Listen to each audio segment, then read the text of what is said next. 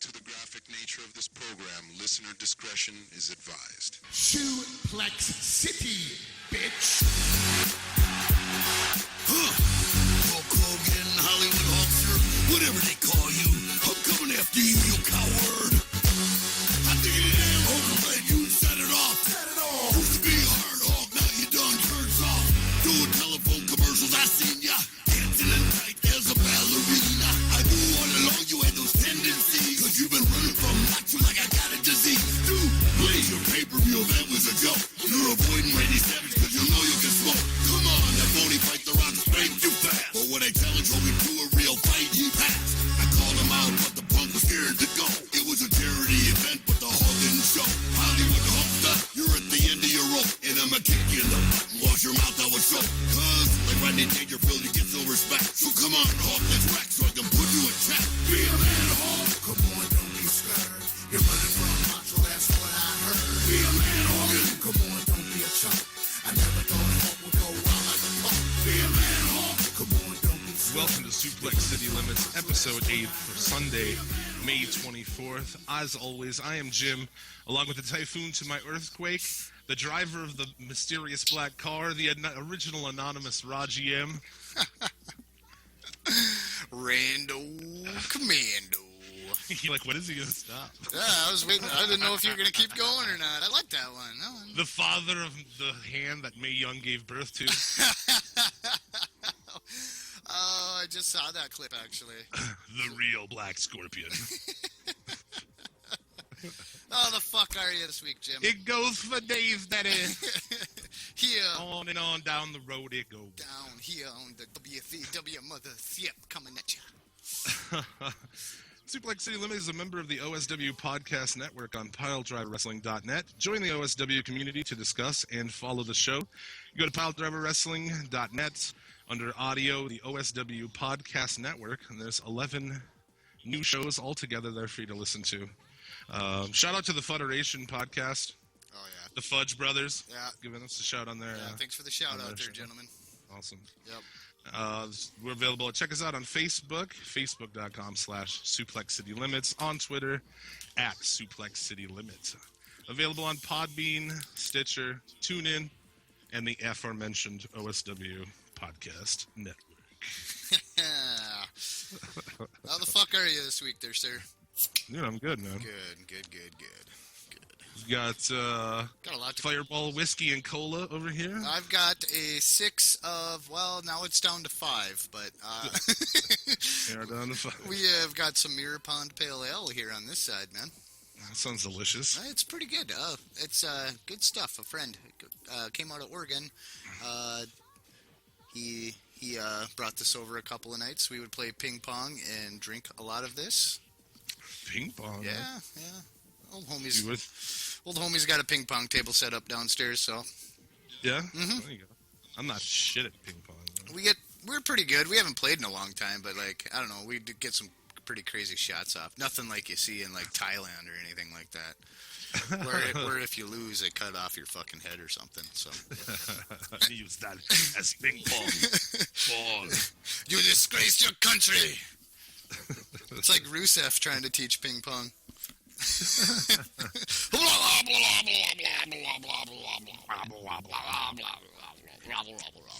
Boy, we got a lot to talk about him this week, huh? Oh, dude, we got all kinds of shit. Fuck, they fucking loaded us full again. Yeah, so it's been a very interesting week trying to cram all this wrestling in. It's also been, like I said, man, just lube it up. Yeah. Cram it. And it's also been a very emotional week for me, myself. I'm going to take a second here. Yeah, man. Really quick. It's this day that we're recording actually is birthday of somebody who was very close to me that my family lost last year. Not sure how he would feel about this. He was never really a big wrestling fan or anything, but I'm pretty sure he would enjoy it. He enjoyed all my other projects I would do. You remember when I do the Facebook thing with the fucking elf on the shelf? Right. Yeah, he loved that. He would always ask what old buddy's gonna do next and shit. But yeah, they're like the best elf on the shelf Facebook posts like of all of them. Yeah, I would see like mainstream ones. I'm like, these aren't as good as the ones that Rando's do. Yeah, so So it's actually my dad's birthday, our first one without him around. He would have been 67 today. I just want to give a shout out to my pops. If you hear us, knocking these fucking wrestlers and shit. But yeah, Mr. Good old Jim Bame. Shout out, we miss you. Always thinking about you. So yeah, just want to take a second to do that. Yeah, man, so, totally awesome. So, yeah, dude, a lot of wrestling this week, man.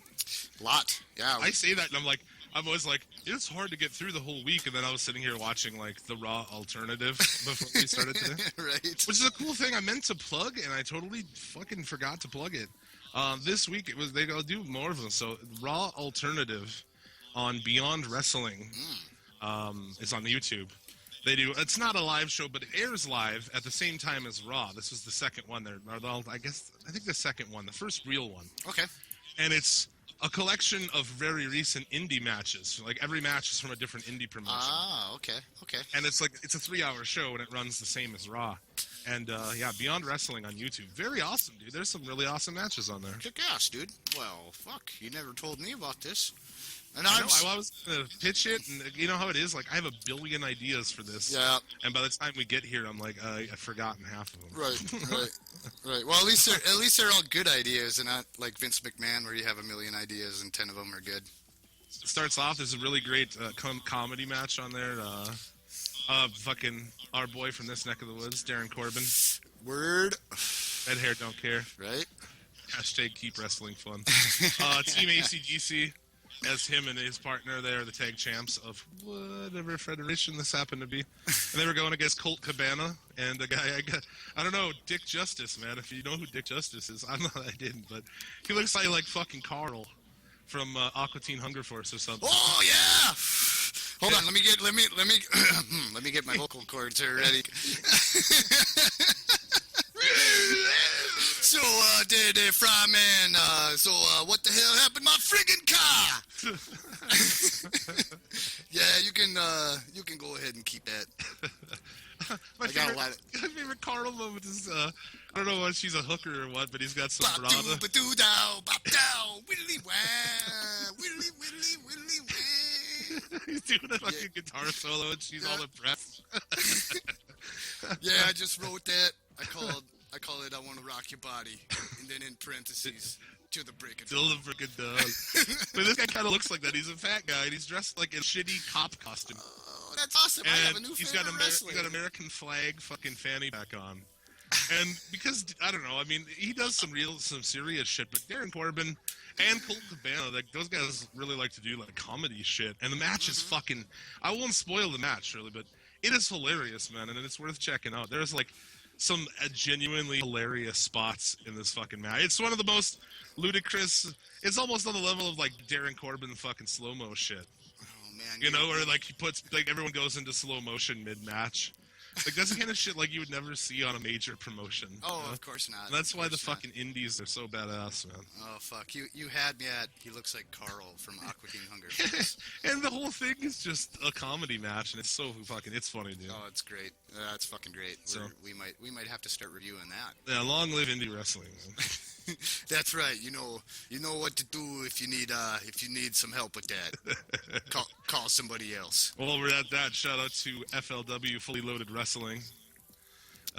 Yes. Check them out on Facebook and other avenues. Some cool folks there with that fucking promotion up in this neck of the woods. So yeah, we should go to their next event. Yeah, they have an event coming up in June. Yep. If you're in this neck of the woods, Minnesota, North Dakota, South Dakota, Montana. You know, the states that nobody cares about. Yeah, the states that none of you are in.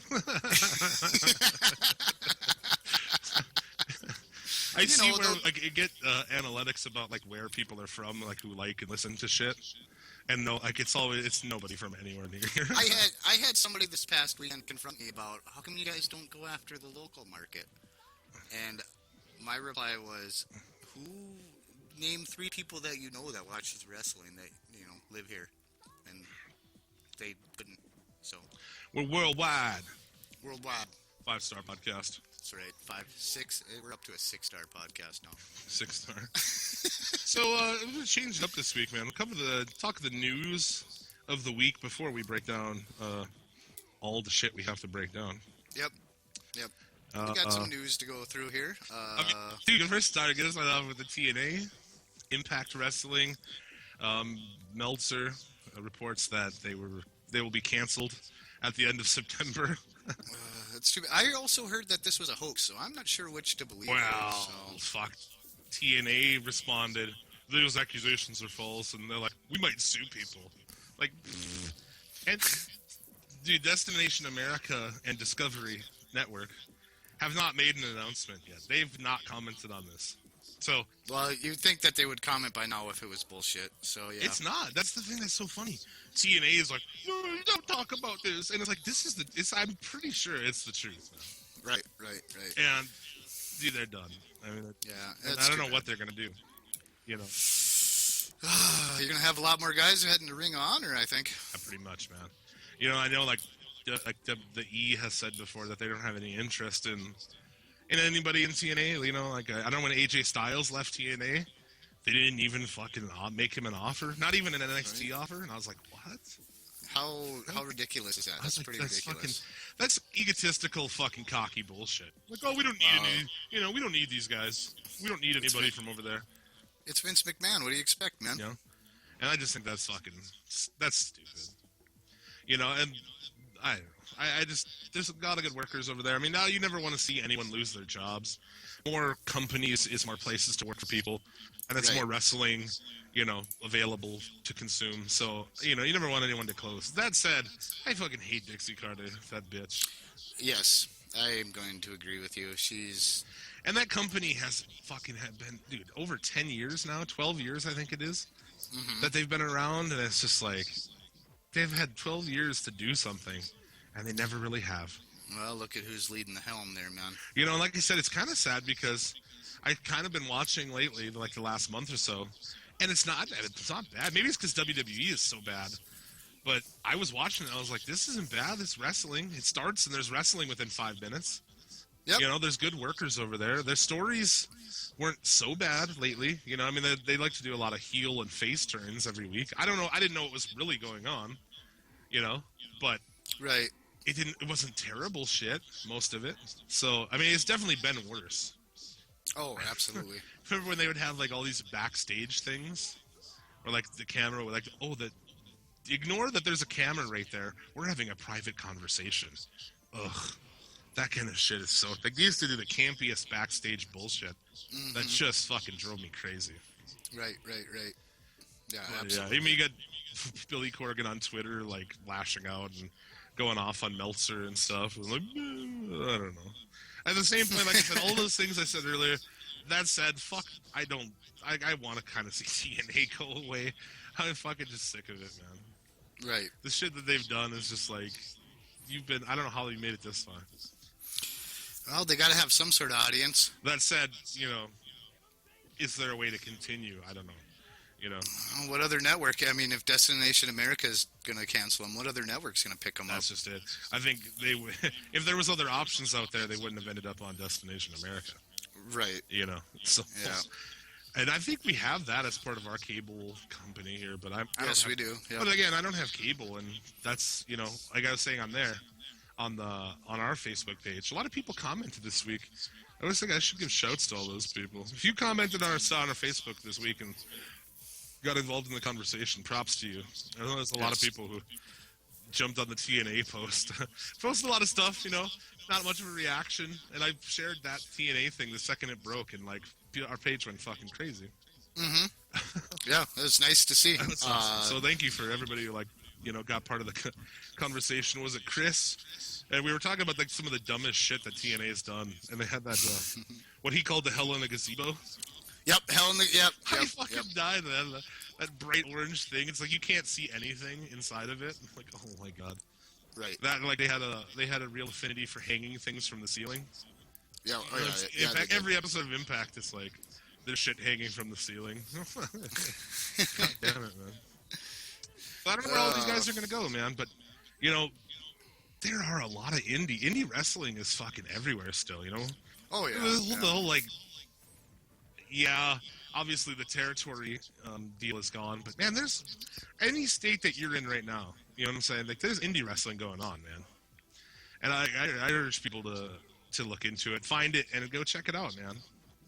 Because like I've had so much of a blast at indie shows, man. Yeah, and that's why we should go to Yeah. the next one. So Yeah, we're gonna do that. yeah, absolutely. So Let's just say that now, and then we have to. all right. So we should do a cast from up there, obviously. Yeah, the end of June, we're gonna be going to traveling. It's like what, 3.5 hours away. It's a 3.5-hour drive from here. Yep. 3-hour tour to FLW, Fully Loaded Wrestling. Depending on the traffic, it might take us 6 hours to get up there. Who the fuck knows? Depending man? if we get fucking annihilated by an oil truck. Yep. or raped by somebody from Alabama. Yeah, we're going to the fucking anus of North Dakota. Yep, we're going to the fucking butthole in North Dakota. Yeah, if a lot of people aren't aware, there's an oil boom in our state. So, luckily here we're pretty isolated from it. But man, that part of the state just holy fuck, it went crazy. It's the wild, wild west out there, man. I lived out there for 2 fucking years. Yeah, dude. And I was miserable living out there, man. It was bullshit, but yeah. I hated it. I gotta think like, you know, what, I mean, okay, if your situation is so dire, like moving across the country to bumfuck North Dakota, just knowing that like, well, there's a lot of jobs, I can show up, you know, with all my shit on my back and get a job, you know? That drew a lot of fucking interesting characters, and like, dude, it's crazy out there. So that's the one thing, is like, I'm very, as you know, I don't know, maybe you don't know, with travel, man, like even when my band would go play places, like I hide out in the fucking hotel room. Everyone's like, let's go check out the town, and I like hang a blanket up over the window and like sitting there and smoke cigarettes and like order pizza. I'm like, fuck. Yeah, I'm really like weird about shit. So like going to this place, we gotta fucking it's gonna be interesting. I wish I had a concealed carry.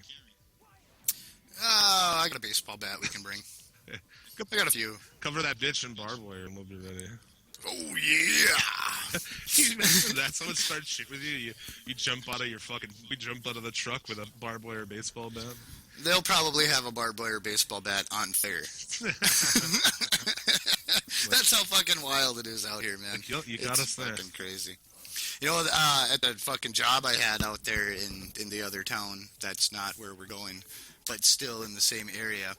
It was so funny, man. I had to break up like 3 fights in the parking lot in my 2 years there. Like, just guys that would come in looking for auto parts. Yeah, and not a bar. It's not a bar. It's a fucking auto parts store. It's an auto parts store, and I'd have fucking 2 guys ready to, you know, one guy says the truck he has, oh, that thing's a piece of shit. You know, you should buy a 97 fucking whatever. And then they'd get into a fight, and they'd go out into the parking lot. Redneck. And right out in front of the fucking building. And you know how I broke every fight up? I just went out there and be like, you guys need to leave or I'm calling the police. And they scattered, which tells me one thing. They have warrants in other states. So yeah, fuck that end of our state, man. Fuck that shit. We're gonna be when we're going into the belly of the beast. We're gonna be podcasting from the show, so we'll be I don't know what we'll get into. We don't really have a plan, but we're gonna take all of our shit up there. Yeah. We're gonna get some interviews, hopefully, with some guys, and hopefully some guys that a lot of our listeners would recognize too, because that'd be tits on a plate of fucking biscuits and gravy. Yeah. Wow. It's like just like you order the biscuits and gravy, and it's just like the waitress brings it topless, and she just stands next to you with her tits out while you eat biscuits and gravy, or what? I would go over 15% tip for that. I'd go to like 20. Whoa! We're on a budget here. Maybe like trip, 17. Man. Maybe like 17. Oh fuck! Moving on. That's what else have we got in the news? You know, I just wanted to read the quote that I just think it's like I read it and I was just like, ugh, TNA, you fuckers. You know, their quotes on that rumor that they're being canceled. It has come to our attention that several internet news sources have falsely attributed statements to TNA, its executives and broadcasting partner. These false statements constitute defamation, and if necessary, we will seek all legal remedies available to us. Sorry, TNA. Nobody's buying your shit, man. Just like your pay-per-views. Oh! got my tongue in this chick's ass so low. Oh, hey! 4 years it's been, my good man. 4 years it's been since we lost our dear sweet prince. Since the world got a little less macho. Yeah, that's right. 4 years. 4 years this week. We lost the Macho Man, Randy Savage. Age 58, man. Too young. Too fucking young. You're goddamn right. Too fucking young. Yeah, it would have been nice to see him accept his own Hall of Fame induction. It'd be, You think he would have got into the Hall of Fame if he was still alive? That's a good question, man. It took him 4 years after he died, so yeah, you got a good point there.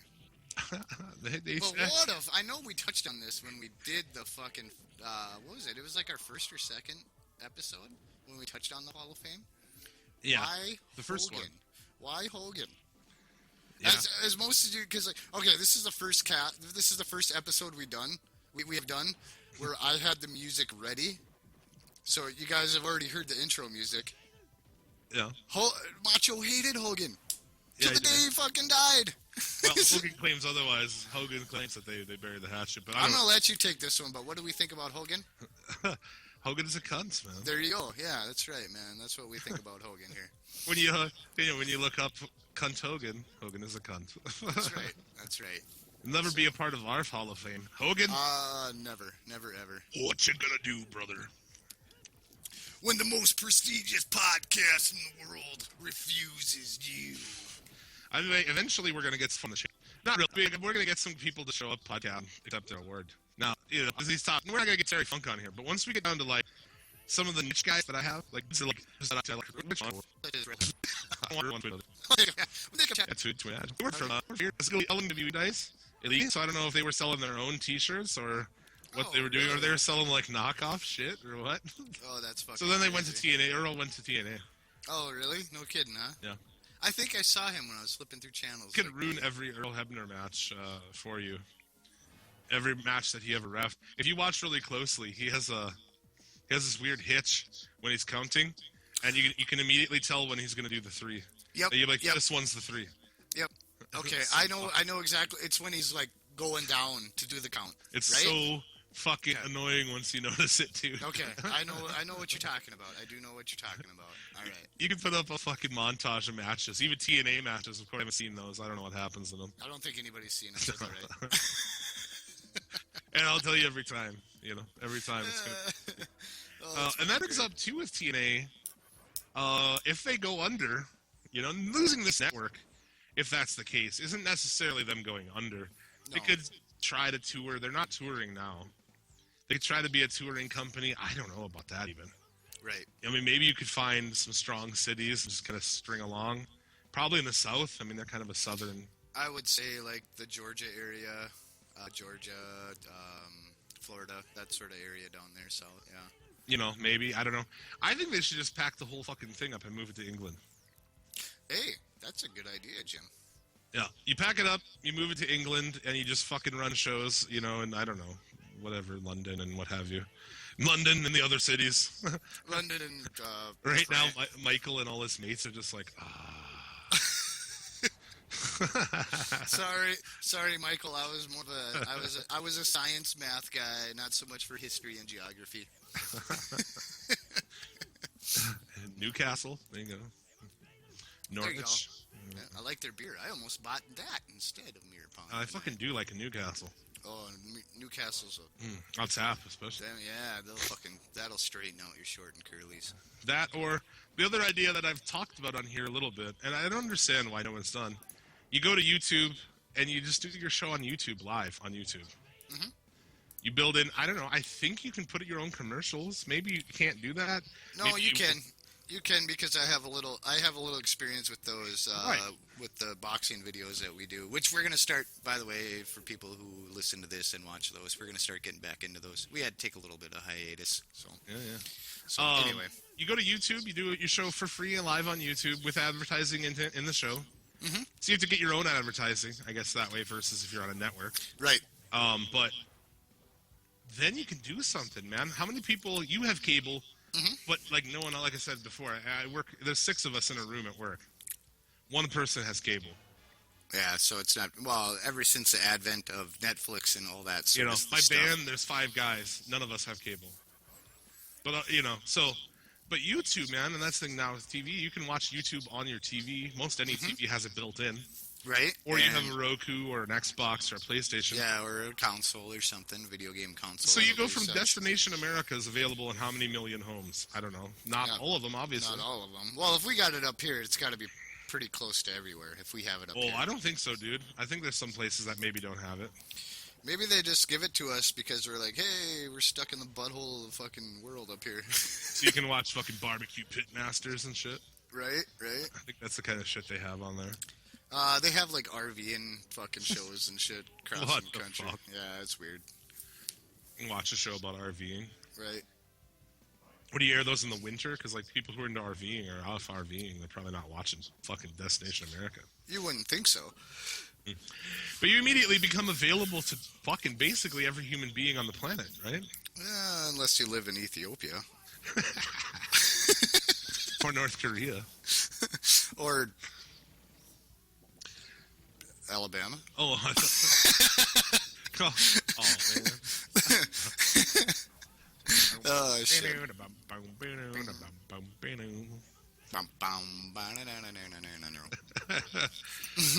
One of my favorite things to do, I don't know, you've probably seen me do this shit, maybe not, at parties and shit, like back in the day. You go to a party and when like a song like that, or if your band plays that song at a bar, you just go up to some random fucking person or whatever, like act like it's the first time you've heard the song. Like, what is it? I think Sweet Home Alabama. You're like, what is this song? I really like this song. It's pretty This good. is a good song. It's got You've a never catchy... heard of Sweet Home Alabama? I'm like, no, I've never heard it. It's pretty good, though. Yeah. I remember when we used to go... Fucking rope and dope. Give yourself a little bit of entertainment. I remember when we used to go to various bars and, like, before we would leave, like, throw $10 in the jukebox and fucking hit fucking... what the fuck is his name? Cyrus. Billy Ray Cyrus. Achy Breaky Heart. Like 12 times and then leave. Just pick like the worst fucking song ever. Oh, dude, I'm trying to remember what song it was that we picked. By myself. We went to, God damn, I wish I could remember the song. We went to a 24-hour diner here. It looks like a train car. It's a very 50s... I know where you're talking a very 50s themed place. They have an old jukebox in there. And we were in there like late at night, and god damn, I wish I could remember what song we put on. But we put it on multiple times, dude. Oh fuck, stupid ass fucking song. Was it All Out of Love by Air Supply? No, it's like 50s style, man. Oh, okay. But whatever song it was, some dumb fucking annoying song. So we went and put it in, and then we finished up, and so we were sitting at our table basically waiting to leave, and when the song ended for the first time, then we got up with our fucking bill. And as we're like fucking paying for our bill to walk out the door, the song starts again. And like all fucking 10 people in there just fucking look. Every single one, dude, looks up from their plate and just fucking looks at us like, you fuckers. Oh, that's awesome. And then walked out the fucking door and left. And put it in there like fuck 5 times. I'm sure they just like turned it down or turned it off. Yeah, like unplug it and reset it. Fucking, that was I one. want And my then, $4 back. to this day, I still love going to bars. And like, God, those ones with the internet built in are like the greatest invention ever. Because like we always love to go and play like fucking blast deicide and shit in bars. And because nowadays with your smartphone, you don't have to get up and go to it, so they don't know who put the fucking song in. I kind of like when I know who put it in. Oh well, if you're gonna fucking put "Wrecking Ball" by Miley Cyrus. No, we play like we always play like deicide and shit. Bible Basher by deicide. Bible Basher. What was that? I know I'm gonna be pretty vague here, but what was that really fucking crude song by Anal Cunt? Which one, dude? Exactly, I know. That's what I'm saying here. I'm being pretty vague here. Women, nature's punching bag. No, it was something about Hitler, wasn't it? Oh, Hitler was a sensitive man. Yeah, he was just misunderstood or something. All he cared about was overpopulation. I don't know, but the women, nature's punching bag. I'll wake you up in the morning, baby. with a kick in the tit. Yeah, Guar is always a good time. Anything Yeah. really offensive? Yeah, that song's fucking fantastic, man. Yeah, it is. What are you talking about? Slap, slap, slap you around. Well, it's Guar, so it's pretty close to the same fucking thing. I saw them on their 20th anniversary tour. Fucking epic, man. Oh, that's one band I never did get a chance to see. That I Yeah, wish you I can go would've. see a bastardized version of it now. They fired that chick lead singer. Well, they had a dude lead singer too. Oh, did they? Okay. Yeah, I know. After Odorous died, I was like, they were like, we're gonna continue on. I'm like, really? Yeah, why? Really? See, Odorous was your fucking shit, man. One of the longtime members too. Well, he was not old school member, but he was in the band for a lot of years recently. Smoot was his last name. He died after a show in Minnesota, like somewhere, like when they went to cross the border here in North Dakota. What did it say we're in North Dakota? I think we have. I think At first we're like, we are fucking somewhere. I just don't want some fucking Mark in a Cena shirt to try to fucking give me an AA when I'm trying to get some fucking condoms at the fucking gas station. Yeah, just don't wear your John Cena sucks shirt. You know, up here, honestly, I don't see a whole lot of, people with wrestling shirts. Anything wrestling, Yeah. no, not like that. Well, not like back. We've talked about that. Not like the Attitude Era. Attitude Era, Monday Night Wars, Or fuck, yeah, it was, man, where it was you'd see fucking NWO everywhere. and Austin shirts fucking everywhere. Right, dude. I remember going to school, and it's just like, Austin shirt. There's fucking Rock shirt. NWO shirt. I know in '96, like a lot of us who were into it would all fucking be wearing NWO shit. Like, what a bunch of fucking marks. Yeah, we were a bunch of gay wads.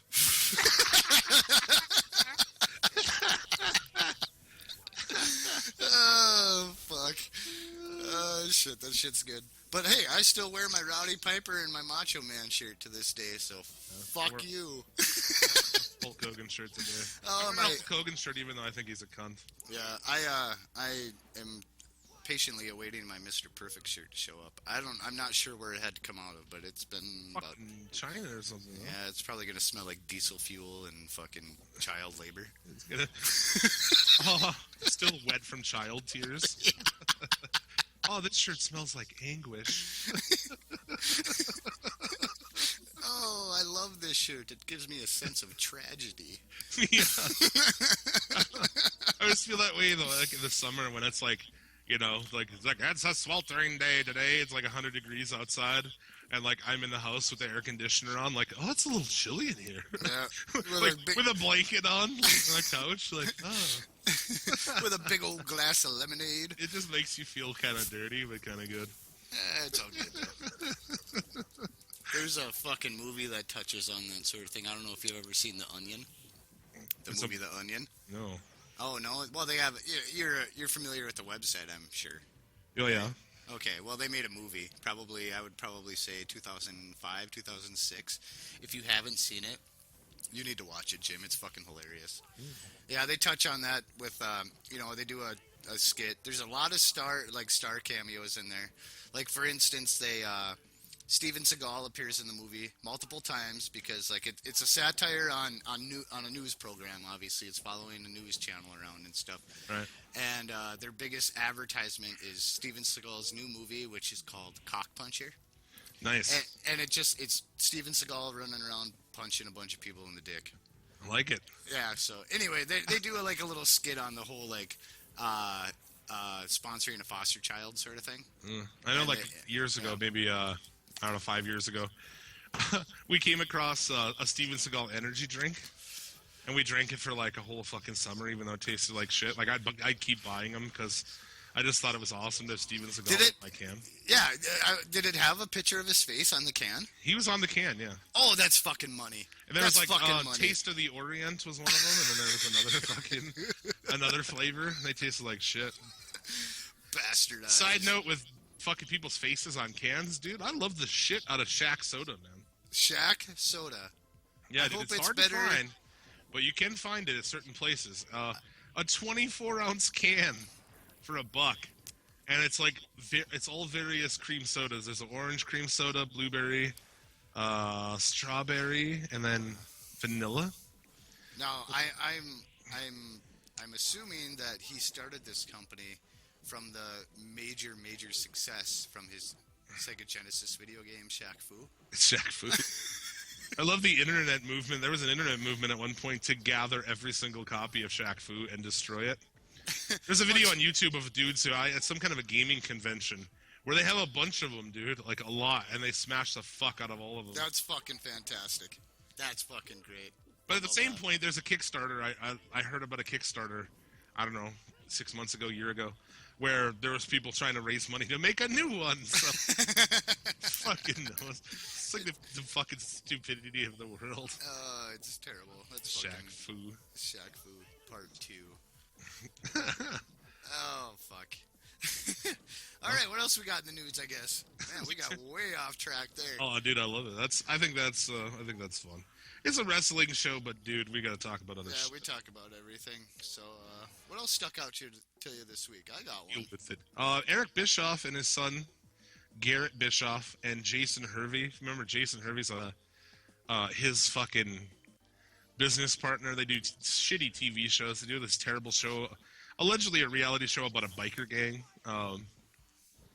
The Devil's Ride or something. I do believe I've heard of this. Yeah. And I don't know if it's real or not. It's basically just a bunch of fucking dudes with motorcycles playing grab ass, acting like children. That's our color. No, that's our color. Let's go ride our motorbikes around.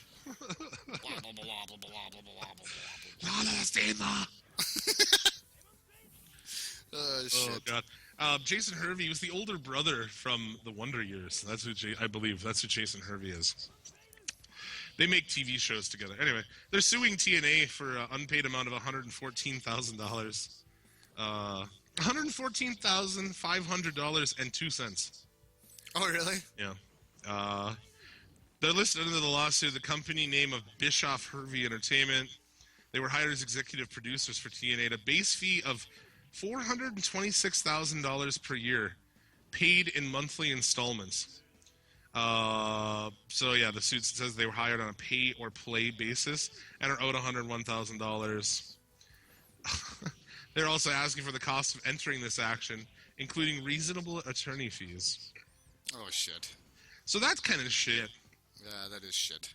Yeah, so there's kind of there's another piece to this, man, where the lawyer basically says here, this is his quote, "When the money was sent, you did not make it clear whether it was in connection with the settlement offer that was on the table or a reinstatement by TNA. TNA did not make a request that BHE perform services when the money was sent."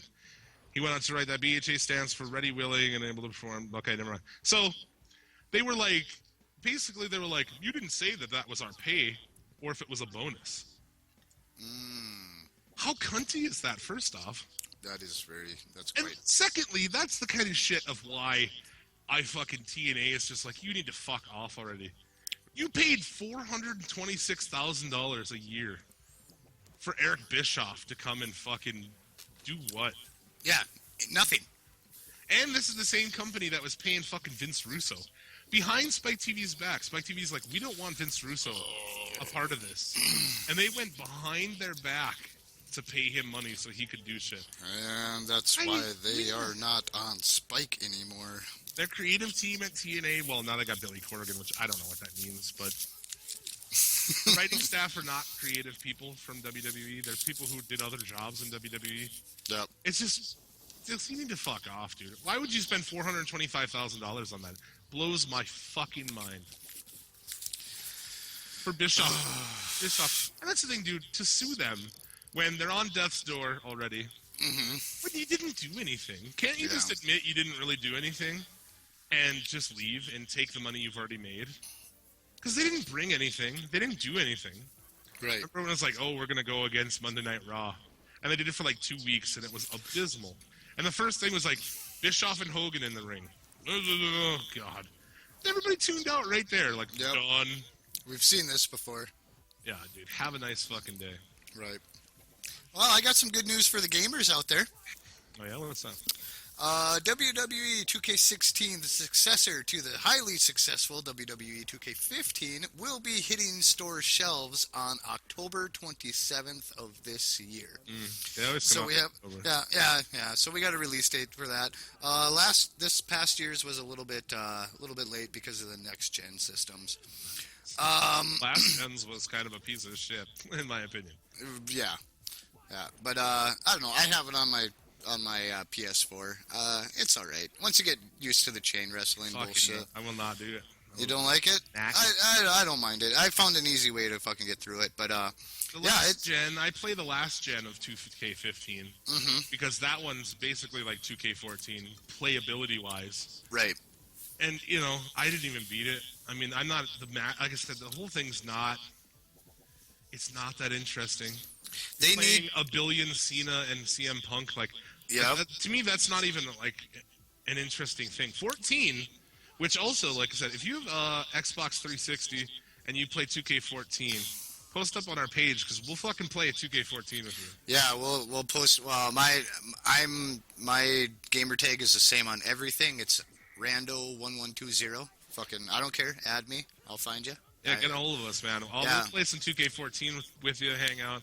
Maybe we'll fucking put it up. We'll throw it up on Twitch. What the fuck? Yeah. We can. And if for your PS4 guys, I can. Yeah. So, I got my PS4. Somebody's borrowing my Xbox right now. So, we'll do that, man. That'd be cool. Yeah. 14 had the history of WrestleMania. So you started off like fighting King Kong Bundy as Hulk Hogan in a cage. Right? Yep. Is that not the first match on that? On the career? No, the first match on 14, it's the Big John Studd, Andre the Giant, $10,000 slam match. Oh, fuck, that's awesome. That's right. So, those were interesting. That was fun, dude, going back through history and doing all these fucking cool things. But, like, CM Punk, like, chronicling the CM Punk John Cena rivalry. Oh, it was... Fucking count me out. It was painful.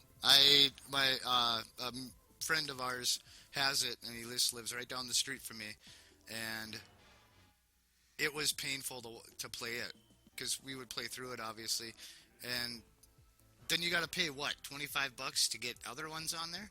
Path of the Warrior, which is all right. I haven't played any of that, but well, I mean they're DLC. Yeah, they're all DLC. Oh, another quick side note on that: 2K15 is going to get one more DLC. One more downloadable content here, so within the next few weeks, they say. So, I hope they complete. I mean, 2K. So 14, they're like, okay, well, this is what THQ had basically done. We're just gonna go with it, right? And that was great. And then 15, they kind of did their own thing, you know, with it. Right. I don't like it, but they need to really blow the whole thing up and kind of fucking start again. Right. Absolutely. So the most interesting, so like on that game, I don't like when you play through the story mode that you have to do what it says. It's like, okay, don't get this, don't get critical damage and, body slam him, and then you got to throw him through a table. Or I don't like. Why do I have to do exactly what it was back in the day? The most interesting way is on the older games, you create a wrestler. And you play through a career as a wrestler to go to all the way to the championship. Right. You can. There was a lot of decisions. Yeah. Where like, do you want to do this or you want to do this? And the match was just win the match. Right. That's all I want. I want to go out and smash motherfuckers and beat them, and that's it. I don't want to do all these dumb fucking things. Why would you want to play the game exactly how it played out on the pay-per-view or whatever? Yeah. It's like you already saw it. It's Why? so rigid. Yeah. It's like I have this one where I quit playing it is like a scene of CM Punk thing, where it's like, it'll have a quick time event 15 minutes into a match. Mm-hmm. And then if you miss a button, there's no like, retry from a checkpoint, start over. Yep. It's like, fuck this game, dude. You can kiss my ass on that shit.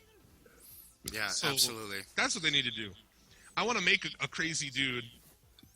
And then I want to see him in the cutscenes, and I want to be able to make decisions. You go like a Saints Row. Okay, so like on Saints Row, you can make any zany character you want. Right, Robots is a great video for Saints Row 4. He shows up in all the cutscenes, and you can pick one of like 6 voices. Yep. So they have the 6 different variances. Yep. So yeah, that's all you need on there, right? Right.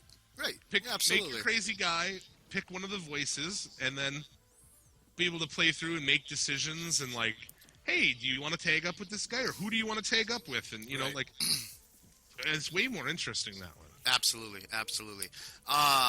Just a quick side note on wrestling games. I actually do have a buddy bringing me the original WrestleMania 2000 cart that we had for the N64.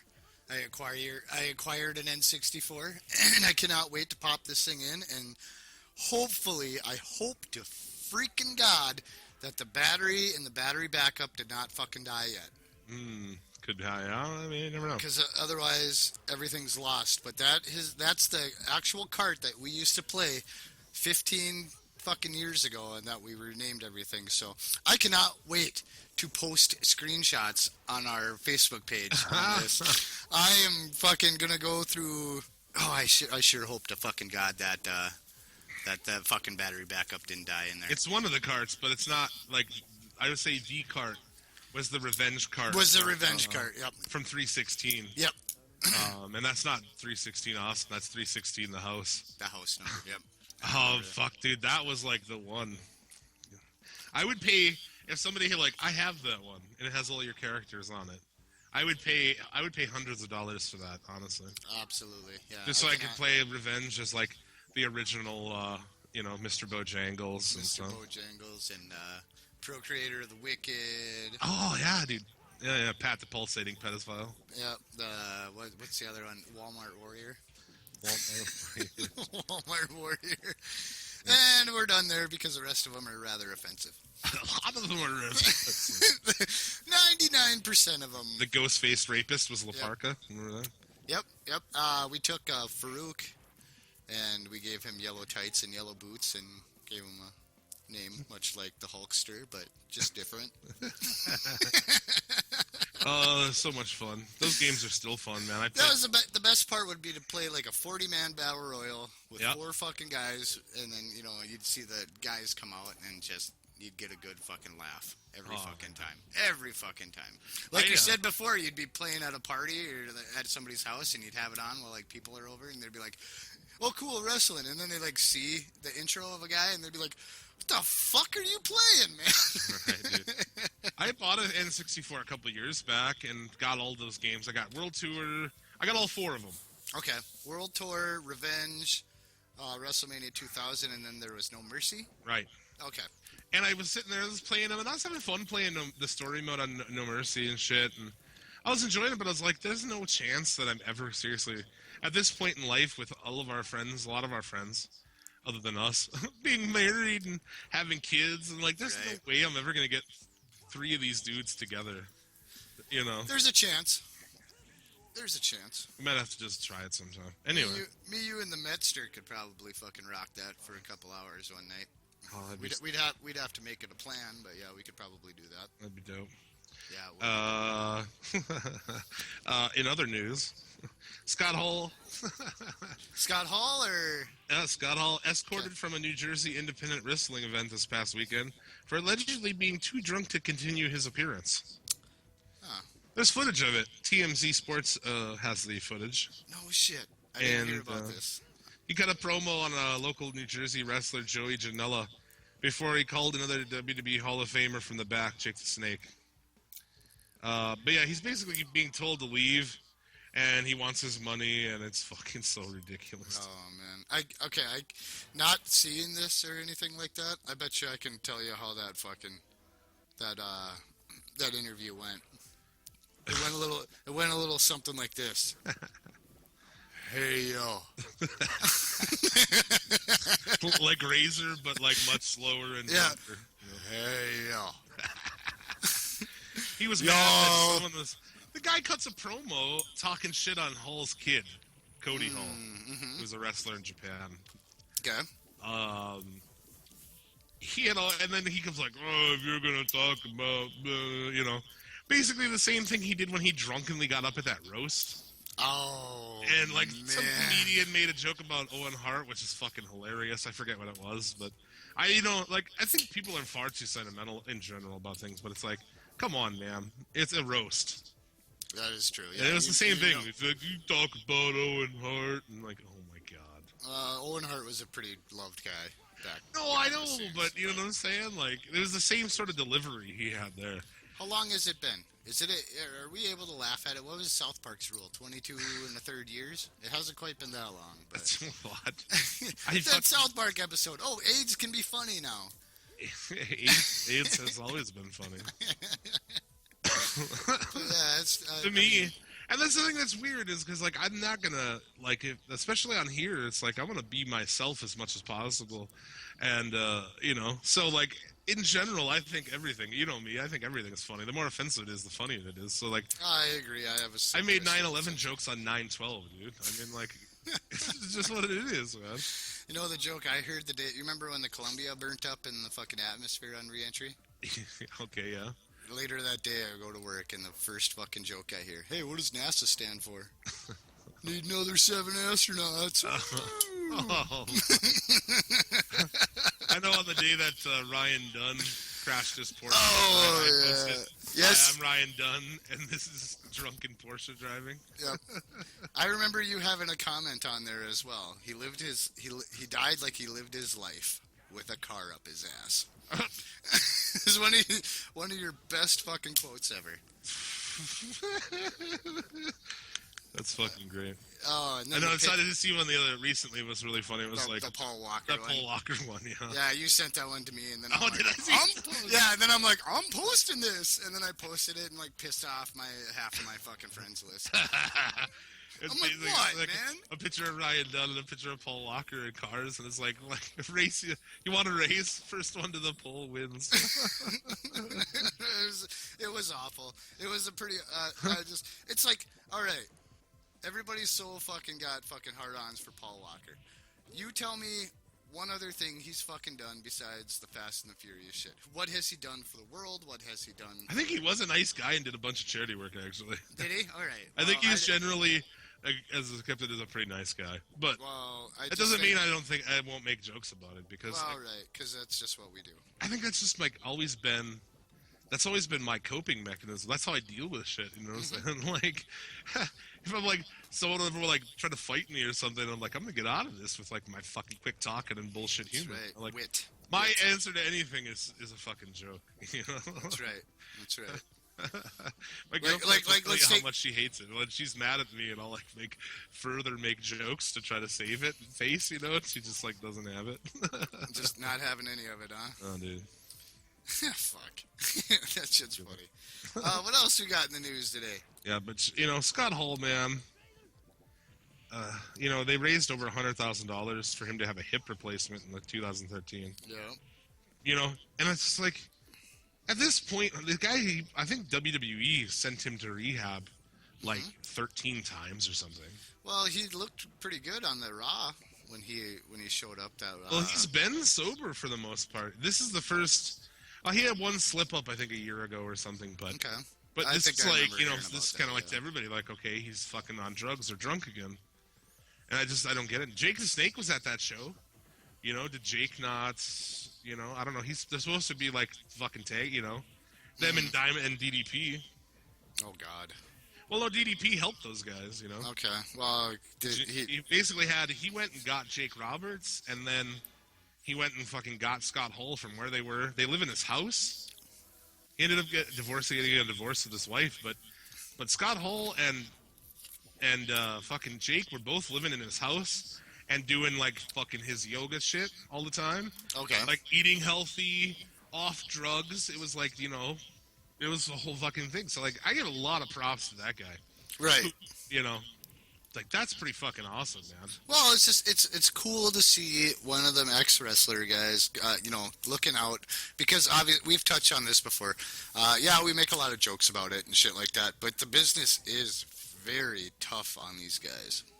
I mean, look at how many shows that the WWE guys have to do. They do 4 shows a week. Granted, they're all like recorded like within 2 days, 3 days, or something like that. It's too many. Yeah, but you got a pretty slim roster, and you're fucking working these guys 4 nights a week for 4 shows out of the week. Yeah, it's just brought up a topic that I wanted to talk about. Anyway, okay. Well, let's delve into it. WWE and how they treat their fucking employees, man. Right, we touched on this last Well, week, there's too. no We health talked- insurance for any of these. No one has health insurance. Right, and we talked about the unionization, like whether or not you'd feel that they should have a union. They should. They should, yes, absolutely. But, you know, you can do all of these things. You can go out and we have this charity and we raise this money for this and we do this, but you can't take care of your own people, man. Right. And, like, the thing with it, too, I think it would remedy a lot of things. Does a dude need to work 300 days a year? Most years? Because a lot of these guys, they're pretty much working nonstop. Absolutely. Can't people have a couple months off? Can't you Right. work 2 months, have a month off, or maybe not work 2 and have a 1, but give these people some more time off? Like, people benefit from that. Like, the Big Show or Kane, any of these people who I'm just sick of. Right, and then I would be less sick of them if they went on vacation. You take them off TV for a month or two, and then when they come back, they get a big, huge pop, and you can have a short story with some of these guys just to get them back into it.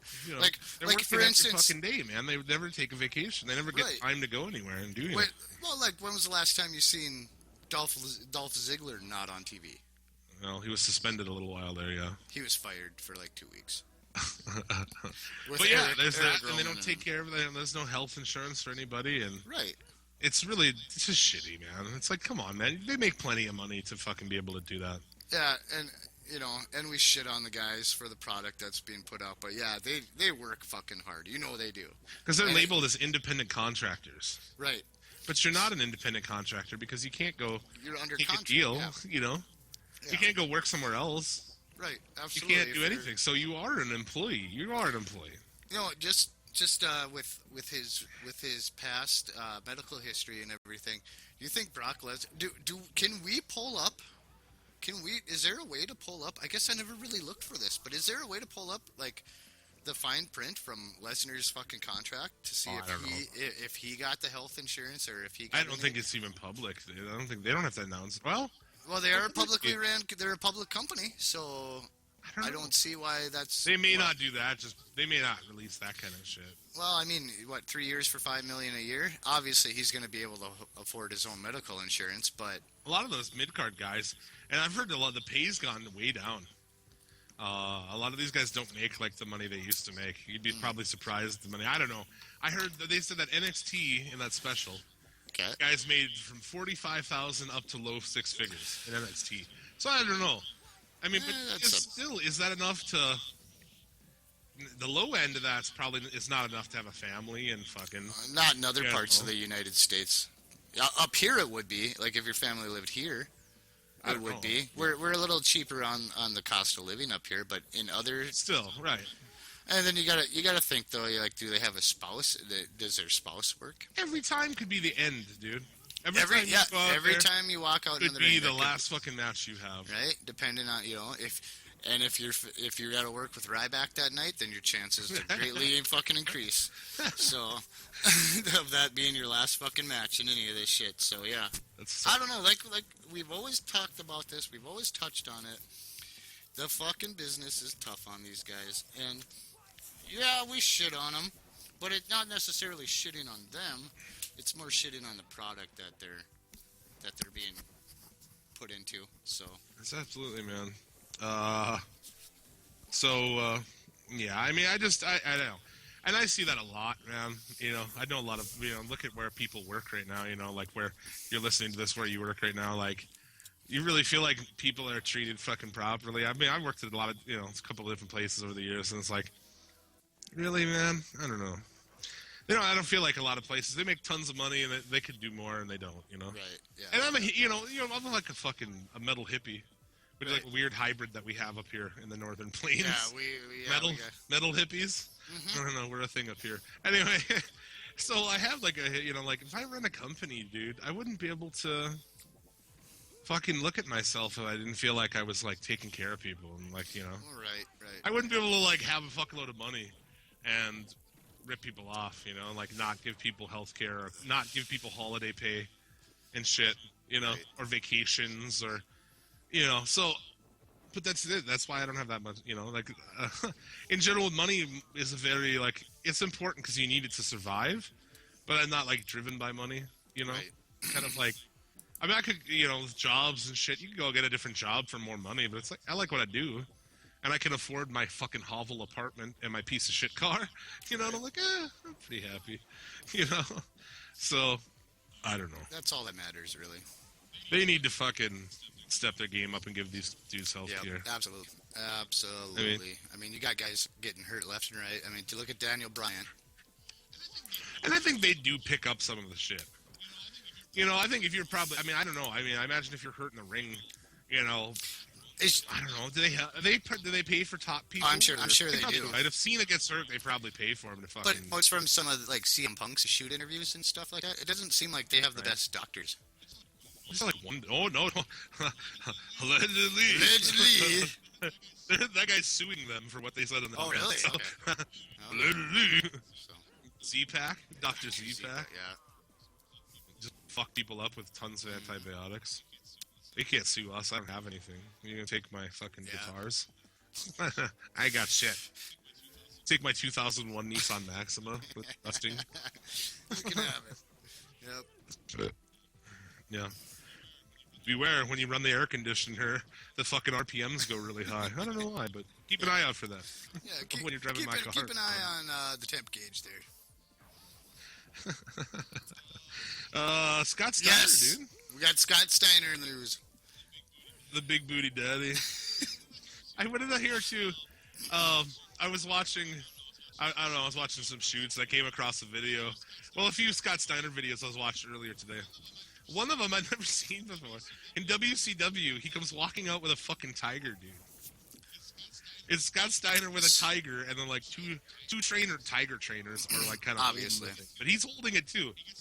He gets to the bottom of the ramp. He starts petting the thing's face. It kind of like slaps, like a wrestler would probably. Kind of hits it on the head, and you can see the guy's like, "Oh fuck!" How do you bring a tiger on a leash down to the ring? And there's only a dude holding it on a collar, and a chick behind there maybe holding it with something. I mean, really? Like, that was it? I was like, what if this thing goes fucking... Well, I'm pretty sure they got tasers and tranquilizer darts readily in their pockets. On live TV? They could have fucking... I was just like, I can't believe that they, like, paid for someone to bring a How tiger. awesome would it have been to see Scott Steiner get fucking mauled by a tiger on live TV? I also saw a promo where he says, there's nothing finer than a 69er with Scott Steiner. I got a 25% chance this tiger is going to eat me when I walk down to the ring, but once I get to the ring, we're going to multiply that by 4, and I don't know. I don't even know where I'm going to go with a Scott Steiner math. I actually made a Scott Steiner math reference today. Yeah, it was awesome. Like my boss and our head of the industry that I work in, they were talking about prices for a certain thing, and they were trying to like figure out what each unit would cost and then what they should sell it for. And they're just, numbers are rattling. I walk back and walk right by them like, you got a 25% chance to beat me in a triple threat match, but then you got to divide that by 3. And then, so I was just like, Scott, you guys are using Scott Steiner math to figure this out, huh? Fucking right, dude. He's been added to the Global Force Wrestling website, to the roster, so I don't know. There's some news with him and Hogan this week once again. Yeah. Scott Steiner has challenged Hulk Hogan to $1 million fight. Now, this apparently is going to be a real fight if this ever comes to fruition, but I don't think it will, because Hulk Hogan's just a bitch. So, Be a man, Hogan. Now, don't be scared. You running from Macho Man is what I heard. Side note quick on this Macho Man thing. If you go to OSW or PileDriverWrestling.net, as we said earlier, almost every show has some Macho Man thing. Like, the overriding presence of the Macho Man is so apparent in everything. Even OSW, like, their fucking main logo is like Macho Man. It's like, Macho Man is so prevalent on all of them. As far as references and shit. It's funny. It's not just us, man. It's like our whole generation. I just agrees I like Macho. I just think it's Macho Man in general. He's just a shit. I mean, he became such a staple in the pulp culture of our time. You couldn't watch any show without seeing a Slim Jim commercial that he was promoting at the time. Why do they not still air those? Why wouldn't they? Why did they ever? I would have never stopped at those, dude. I would have just played those same fucking Macho Man commercials. You want that? You want that beefy, juicy spice? Step into a Slim Jim. Oh yeah. Fucking Slim Jims are gross. Oh dude. fuck! All right, so I have a story about Slim Jims and Macho Man. So I'm all all right. ears, dude. So me and we're going out to my uncle's lake cabin one weekend, It happened to be Memorial Day weekend, and a certain friend of ours came with. This is Memorial Weekend Right, this now. Memorial Weekend. So this It's the anniversary of this story. I remember it. It was what year? Oh God, Princess Diana died. We found out that Princess Diana died while we were out there. So that'll give you the year. You just figure it out. I can't think of it off. I want to say 96 or 97. I was thinking 96, and I have no idea why I would know when she died. Anyway, okay. so we go out there. So I'm just going to do the fucking name drop. Wentworth comes with us, right? You know this is going to be a good story already, right? So so we go out to... Maybe you should give a little background on that, dude. On Mr. Wentworth?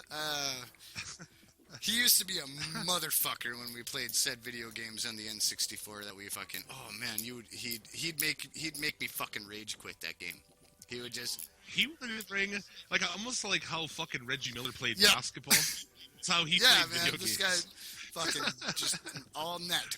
To where you just go fucking Oakley on him and freak out. Then or Starks, you fucking you know? throw your controller down and you walk out the back door of the trailer and you have to have fucking 4 cigarettes before you can fucking walk back inside. Fucking shit. So anyway, he was always Dominican Republic.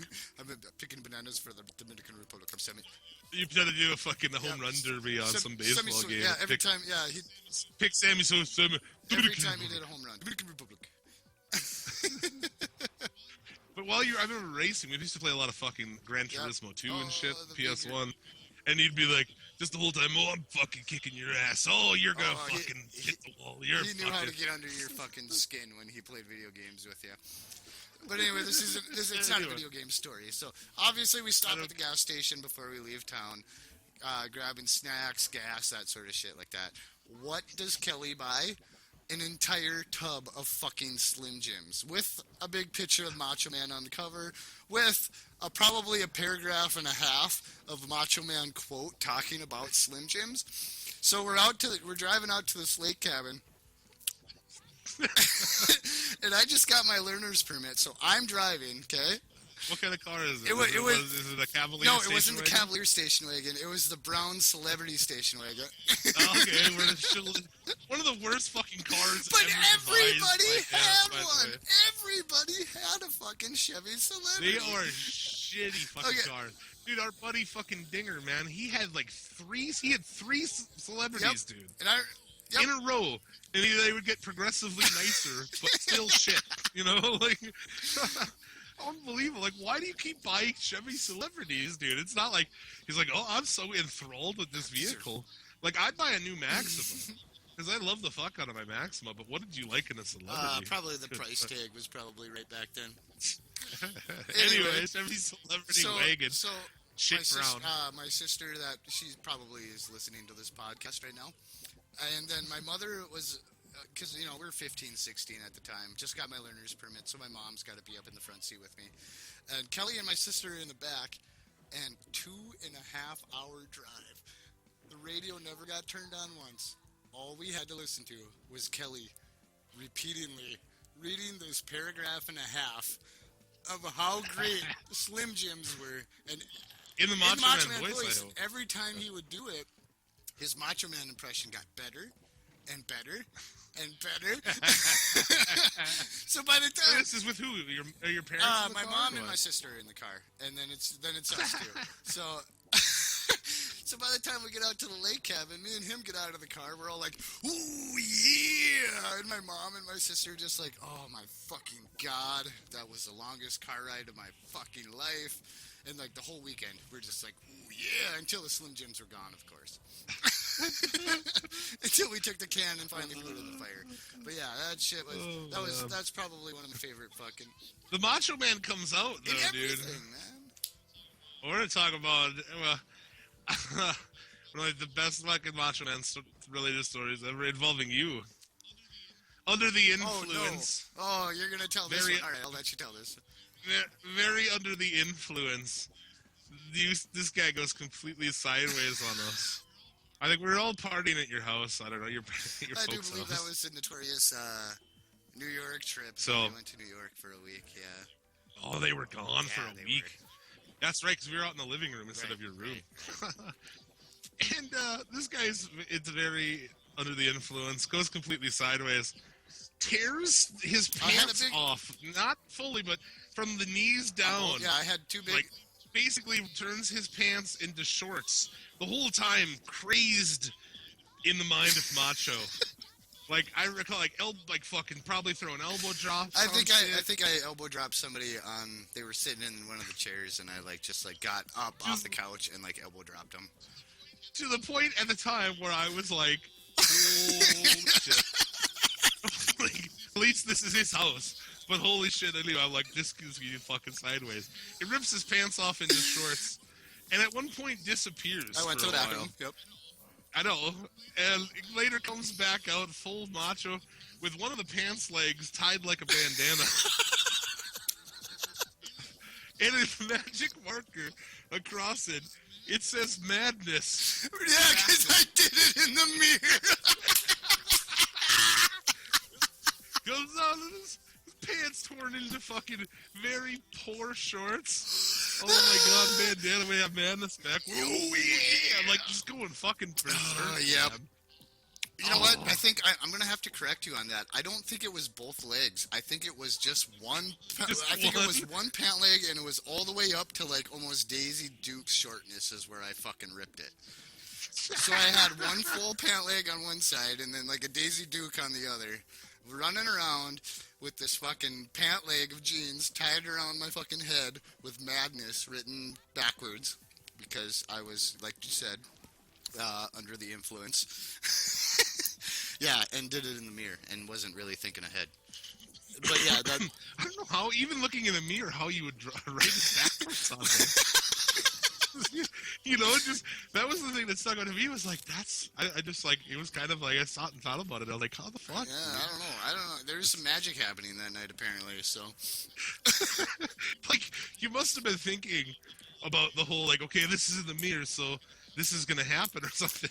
Because when you just write it on there, when you set it on the counter and write madness on it, just put it back on your head. Oh, this boy wasn't thinking logically, You man. wrote it on while on your head, I guess. I did. That's exactly what I did too. I tied it on my head first and then wrote it on there. Oh my fucking god. Oh man, our listeners are in for a fucking treat this week. Oh fucking, that's so it was fun, completely man. ridiculous. It was completely ridiculous. I do believe that was a night that I obviously had too much and passed out, and many people were left in the basement with a ceiling fan and various bottles of squeezable hand lotion and shampoo, and I do believe a bottle of ketchup even came out. I passed out. So what do the guys do downstairs? They turn the ceiling fan on high and proceed to take bottles upon bottles of, like I said, hand lotion from the bathroom, shampoo, various fluids and squeeze bottles, and just squeeze them into the ceiling fan while it's running at full bore. Yeah, so needless to say, Who the fuck did that, dude? needless to say, I think there is 3 or 4 people. Not No, me, it man. wasn't. Yeah, No, yeah. dude, it's too far in the past for me to even be mad about it anymore. Plus, I made the motherfuckers come back the next day and help me repaint the fucking the basement before my man. fucking folks got home. But yeah, dude. I can't believe somebody thought that was a good idea. Well, I was always kind of like that. I was always the very dude, are you sure this? So I wasn't there, so that's probably why it happened. Otherwise, I would have talked now him listen out to of it. this, folks out there. I'm I would have said, just pour it on him. This is how fucking crazy we used to get way back in the day when you, my friend Jim, you were the voice of reason Yeah, for a right, lot that's of the- it. Man. That's the frightening thing about it, right? Yeah, you being the voice of reason. Shit. All right, we should get moving along here, man. We're an hour into Dude, this and we haven't talked. We haven't shit. even covered any of this. This might be the first ever time where I fucking let you babble and go take a piss because I have not properly. We're not even into any of this, and I'm I already have to Do pee. you have to pee? All right. What? I should Oh. tell another story. Let's set up another story before you go take your piss break here. Let's take let's see. That's pro wrestling related? Oh, I don't think, to this point, I think our listeners really don't give a fuck, and it could be really about anything. Oh, let's think of something wild we did. If I leave you, it's going to be You ever seen that scene in Scanners, man? Where that dude's head explodes? I'm just gonna. I'm Okay. having a good time. Not. Like, oh, you'll be like, yeah, that's totally cool, dude. All right, and I'll walk away, and you'll just be like, White noise. Losing connection. Losing connection. No. I fell on my keys. you just start like exposing things about your life, Like, yeah. weird things and stuff. Like, you just lose Yeah, it. you're not here to fucking babysit me for 5 minutes, so we might. You got any news you can talk about? Let me pull something up here. Hey, tell you what, you go take a piss. I'll go through my SmackDown. Oh, you would probably want to be a part of that. You got somebody's SmackDown yeah, review. my 1 minute SmackDown review. But we should talk about Raw before that. Well, why don't you go? All right, let's see here. Let's pull something. I got like 100 fucking windows open on my computer here. Fuck. It's not like this is a live show. Not like it is live. Yeah. Well, I suppose we could always edit this shit out if we really need Probably to. won't, the lazy Yeah. cunts. Well, I'm gonna fucking talk about. I'm gonna talk. You know what? I'll talk about for the minute and a half or 2 minutes that it's gonna take you to piss. I'm gonna talk about some rumors. There you go. I'll be All back. right, so we got some rumors here. We're gonna talk with. We're gonna start with Money in the Baxel. You got two superstars that really are your front runners to win Money in the Baxel. It's gonna be Roman. It's gonna be either Roman Reigns or Dean Ambrose. I really think it's gonna end up being Dean Ambrose. Just the way he's getting pushed, he's getting a mega push right now. I enjoy it because. Obviously, if you guys haven't figured out quite yet, I am a huge Dean Ambrose fan. Reminds me of Roddy Piper way back in the day. Also was a big fan of Roddy Piper himself. Yeah, so Money in the Baxel, they're already fucking talking about who win that, which really leaves us with nothing to really be surprised about with the Eliminaxel Chamber that's coming up here next weekend. Really, I think it's going to be a lackluster. Your mustache. You're back. I was just talking about Eliminaxel Chamber. Eliminaxel Chamber. Oh, Yeah, we're going to change that one up again. I like that. I was just talking about how rumors about Money in the Baxel. Who's going to win Money in the Baxel? You got it basically between two superstars. It's Roman Reigns and Dean Ambrose. It's going to be one of those. When is Money in the Baxel? Money in the Baxel is next month. Oh, really? Fuck me. Right. So, yeah, just After, it really, I was just kind of touching on the point that it really leaves no surprise for the main event at the Eliminaxel Chamber. It doesn't leave any surprise for that. So, I have another question. I got a question for you, Jim, on the Eliminaxel Chamber. Yeah. This tag team match. How the fuck are they going to get 12 guys in there with not? it's gonna be Somebody's going to get fucking hurt, dude. Well, I mean, there's that whole outside you can fuck around with, but yeah, I mean, I know dudes that take, like, bumps out there and shit, and that's crazy. Yeah, that is crazy, so. Yeah, but we're looking at Dean Ambrose or Roman Reigns at Money in the Baxel. I'm pretty sure it's going to be Ambrose. He's getting a huge push right now, and he's going to continue to get his push all the way through SummerSlam. Don't be surprised if you see a Lesnar-Ambrose feud once Lesnar comes back. So... That's what I got there. That's the June pay-per-view is Money in the Baxel? Yep. There you go. And then Shows after I know. that, it's not Summer Slaxel yet. What's after Money in the Baxel? We got one more. Not hell. The Great American Bash, dude. No, I'm just Fucking Sturgis Road Wild or Hog Wild or whatever the fuck it is. Hog Wild. So, When people walk down, everybody start your motorcycle and rev Yep. them. What? yep. So. Well, where do you want to go from here? Do we want to start going through everything, or do we want to get the Hall of Fame out of the way? Well, I still had. He's done. Well, no, I just. Do you still have some news? WWE Hall of Famer Ric Flair recently spoke with Tim Burbeck of Oh, this ought to be good. of the news This ought to be good. about he believes that he could still wrestle at the age of 66 in the WWE. Flair said the following: "I would love to get back in the ring, but they are scared I would steal the show every week. I could still go in the ring and take a suplex or two if I need to." Only way Flair is gonna steal the fucking show if he gets back on TV, is if Jay Lethal's part of his promo. he was asked if he would ever manage Charlotte. He says he's been asked that before. If I would go back in management role with Ashley, that's her real name. That's her real name. Okay. Yeah, but she needs me like she needs a hole in the head. I wouldn't boost her career. If anything, I would hinder it.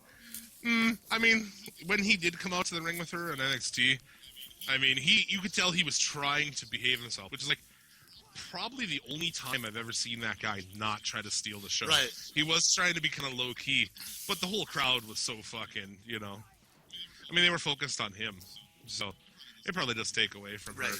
Right. I mean, where was I going to go with that?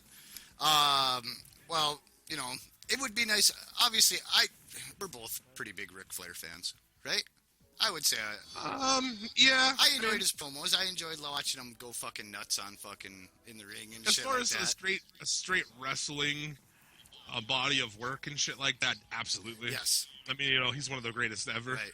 There's some shit he's done over the years behind the scenes and stuff like that I'm like, Yeah.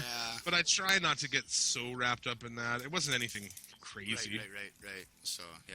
But yeah, I mean, we'll talk. We got next week. We'll talk. We'll be doing the elimination. What is it now? The Limit Axel Chamber. Oh my god! I don't think I can even say Limit that. Axel? Try it. Limit There you Axel go. Chamber. You just said it right there. There you go. You're good. You're good. A Samadee and a Samadilla. What the fuck? We'll be doing a preview of that. of that pay-per-view. Yeah. Next week. So check for that. We got a ton of crap this week. I don't know, news. Yeah, I don't really have anything else. I mean, that was pretty No more much news. Oh, I do. I mean, there was a lot of other random shit, but I mean, Yeah, whatever. the random stories that we a mutual buddy just actually stepped into my little studio here. He should have showed up 10 minutes earlier because he would have got a good laugh out of all them. Like me ripping my pant leg off and tying it around my head, and so make sure you listen to episode 8, buddy, because we tell that story. So Fuck, that one's great. So we'll go ahead and get into you want to get into Raw? get into the shows for the week. Oh, man, here we go. This is the most painful part. I mean, I'm gonna have to open another beer Raw, can it for was this. it wasn't so bad. No, actually, it was pretty cool. this week. It was all right. I thought there was a lot of good matches, a lot of long matches too. I noticed. Yeah, not bad. The opening, of course, they open with a bunch of bullshit. They're going to be doing a tribute, Architect of a Dream tribute to Rollins. Oh, God. And I was just like, immediately, I was just like, ugh. Yeah, right. Like, I'm immediately in, I'm just like, God damn it, dude. No, they do, like, I know where this is going. You've done this before. You do this all the time. It's the John Cena Appreciation Night. That was like 2 months ago or something. That was like 2 months ago, wasn't it? Yeah, it was. Oh, that was after he brought back the Authority when they threatened to fucking break Edge's neck or whatever when he came out. Come on, John. John. You want to see me break his neck, John? Like I said before, man, we touch on this. I don't like the way they're booking fucking Rollins as the fucking champion. I thought it was going to be better than this. Oh, it's terrible the way they're Yeah, it's fucking, it's AIDS on a horse while wearing roller skates. Like AIDS with a cowboy hat riding on a horse that's wearing roller skates? AIDS on a cowboy, okay, what now? AIDS on a cowboy. It's AIDS on a horse wearing a cowboy hat. On rollerblades, okay. And the horse is on roller AIDS on skates. a horse while wearing a cowboy hat while the horse is on roller skates. I think that. I was just asking, is that what it was? Yeah, I'd give it. Oh man, I don't have a rating right off the top of my head. I lost my list that I had a bunch. What are you gonna rate? I'm gonna rate the Raw. No, I'm not. We'll wait till we're done with Raw. So, what was it? So that was stupid. Opening match: Sheamus and Ryback. Kind of fucking nonsense. Yeah, because it didn't even. It wasn't even a match because Bray Wyatt came out. Sheamus and Ryback. The referee Ryback. Oh, okay. No, I'm thinking of a different match. So Okay. I'm thinking whatever, I SmackDown guess. from last week, aren't I? I don't know what you're thinking about. And I mean, Sheamus is what I say. I don't know. I'm over it. I think putting. He's better as a heel. Yeah, certainly. not to get too far ahead of ourselves, but we always do. I think we Right. hit him wrong. I think putting the strap on Sheamus after the Elimination Chamber with the Intercontinental belt. I think hit the strap on him would make some interesting storyline. I really do. That's going to happen. Right. I mean, So, I mean, you don't have... I mean, who else you got in there? You got Ziggler, you got R-Truth, you got him, you got Ryback.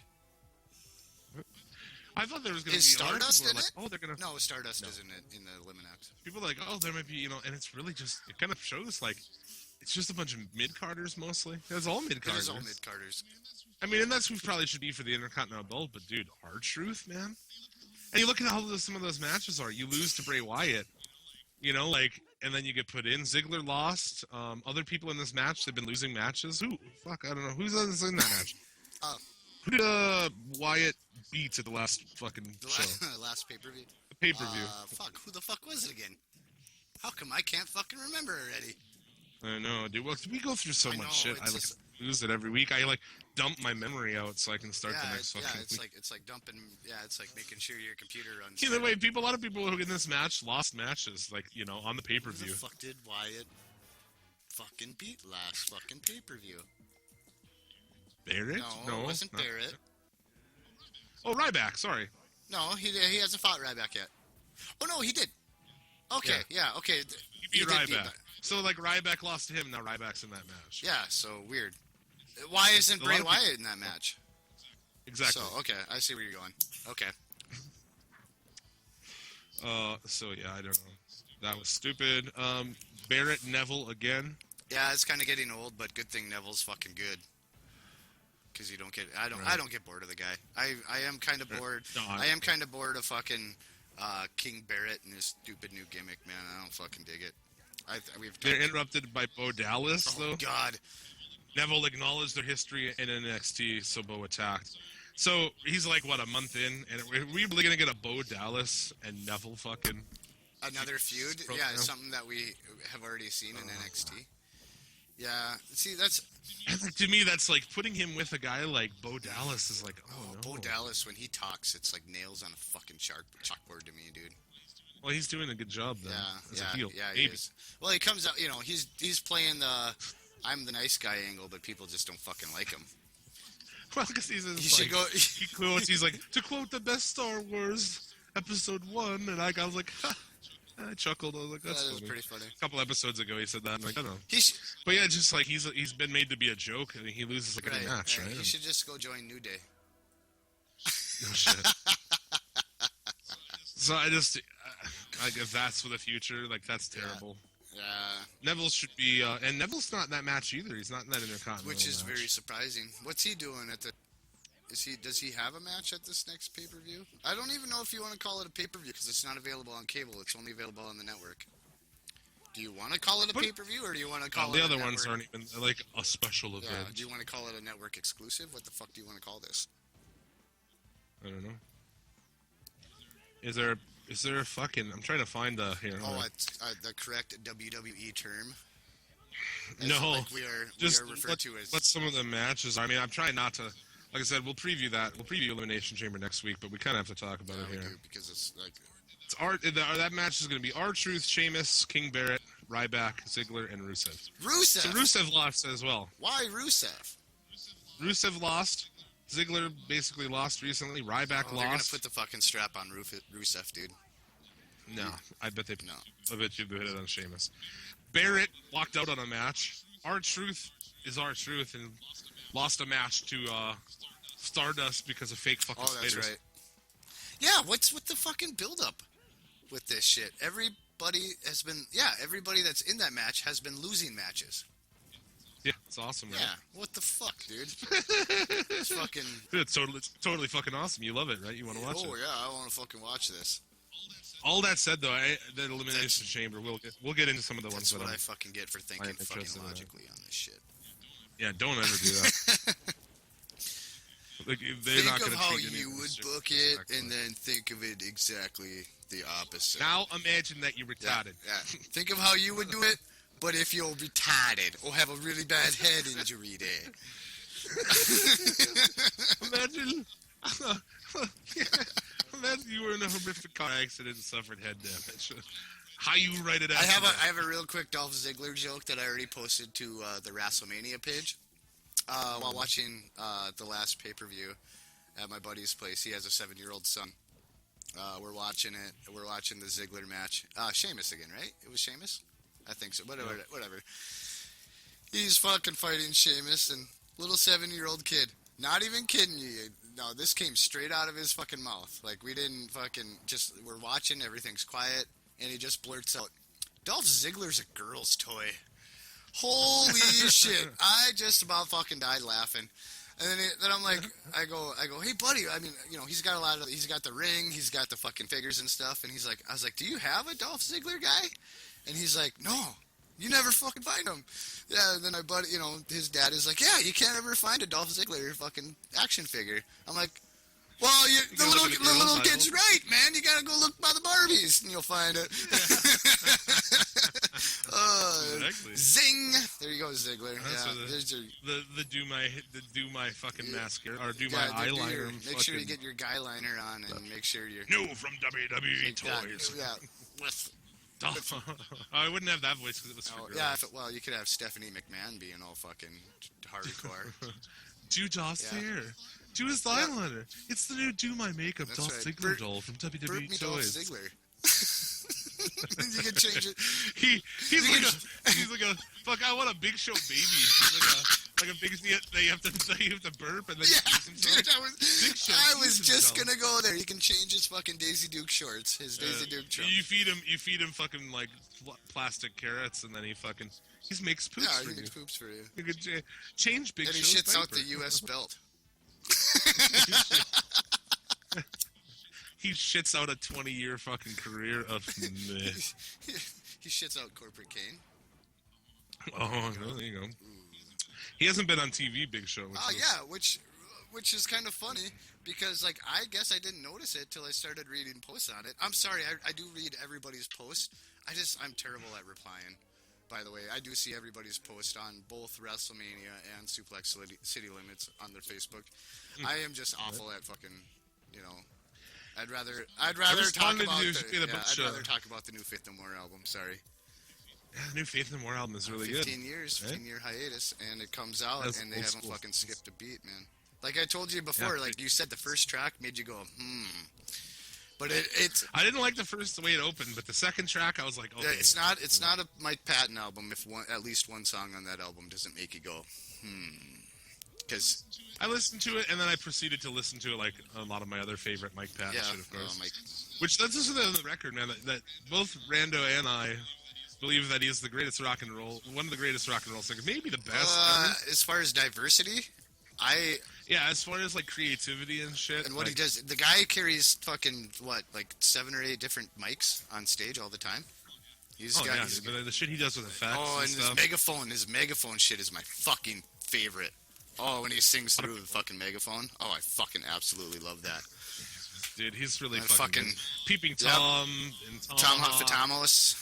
I don't know if I pronounced that right, but that EP he did with Dillinger. Oh yeah, dude, he did an album with Dillinger as a lead singer. Yeah, he did, didn't he?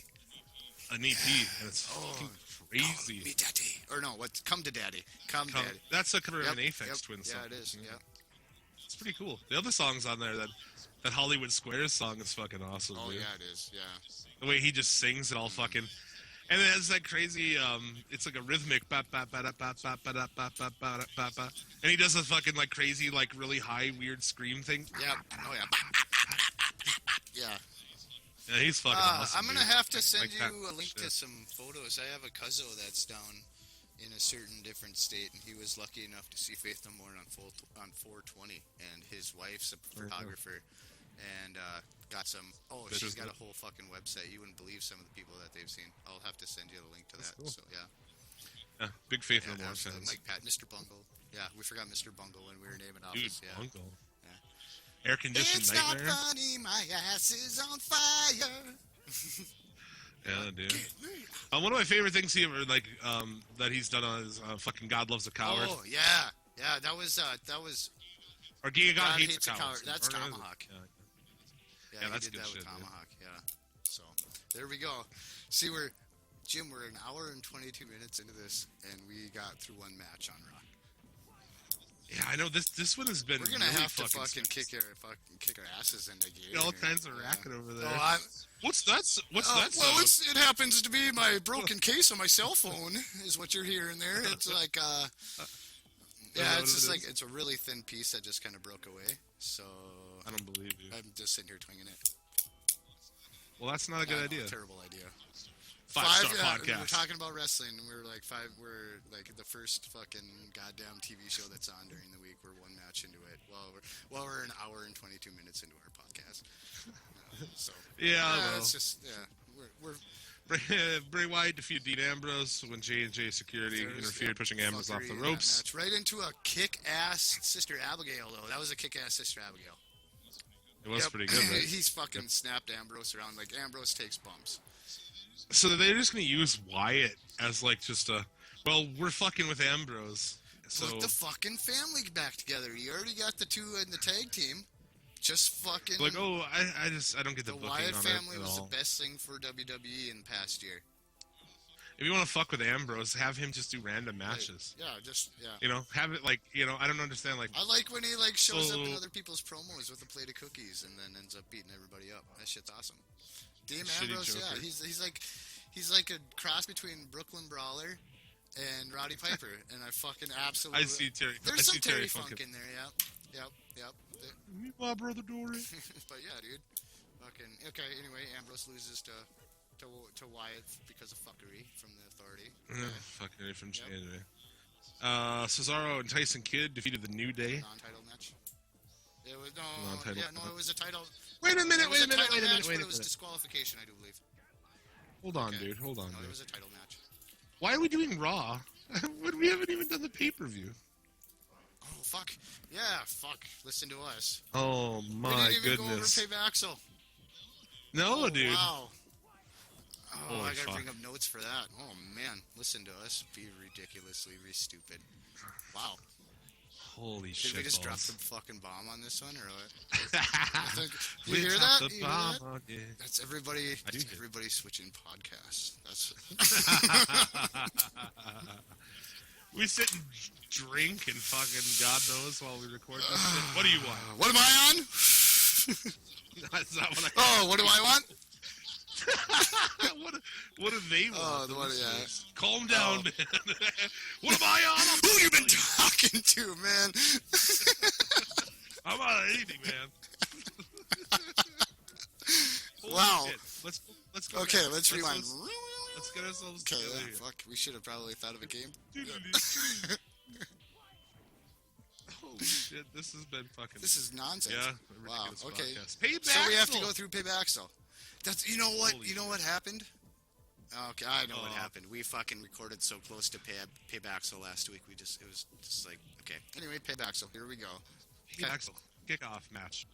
R-Truth and Stardust, which like I think I messaged you. I was like, they have a match. I didn't I was hear about running this. late to where I was going. Actually, earlier in the day, buddy came over. We were playing some video games. Put ourselves into a delivered Chinese food-induced coma, and not waking up till probably about 6:45, almost 7 o'clock. We were way late to make it to the place where we were supposed to watch pay-per-view. You know, and obviously, I have the network and everything. We could have just easily turned it on and shit there, but we made prior obligations, and we fucking sorry, but certain. Okay, we're good. I missed those two first matches, man. We had to hustle. Yeah, like I said, a little too much MSG, and we fucking... You gonna come out tomorrow with us? We got a crew. Noon. High noon? I gotta be to work by 4. Do you really want to eat a bunch of Chinese food before you go to work? Yeah, that's the thing, because I might poop my pants at work, and I don't know if that's gonna be acceptable. Yeah, I know we would when we used to do it. We used to go every single Saturday, and the deal was we go eat, and then we come back, and everybody would get on their Xbox, and we'd play games Okay. together. And it was like the game was like to get from their home, and then poop. 'Cause, like if you made it back to your house and pooped, and you were like you were doing pretty Well, good. good work.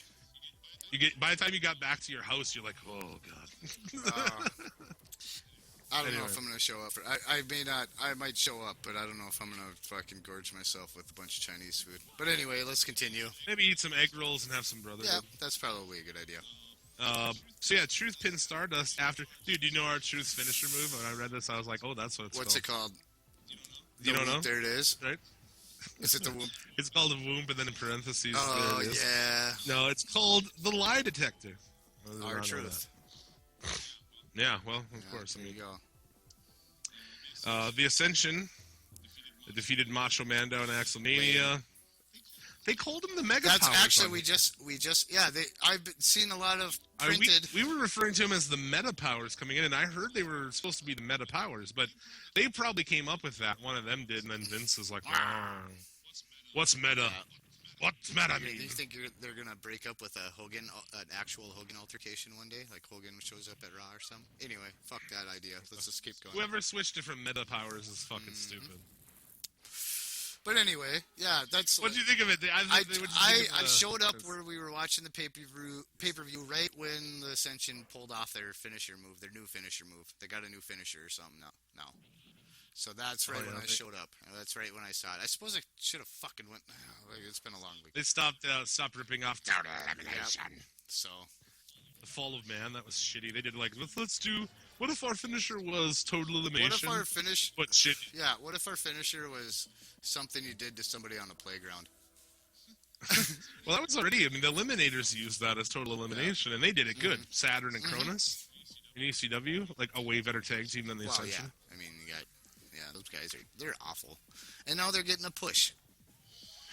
I guess. I mean, I don't know. Why wouldn't you put over the Mando and Axel? Axel. I don't get it. Axel and Mando. I like those guys for the fucking crowd. So Mando came out and then. Which I'm sorry, we got to touch on this again. Mando, you have a shitty Macho Man impression. You are totally not herky jerky enough, dude.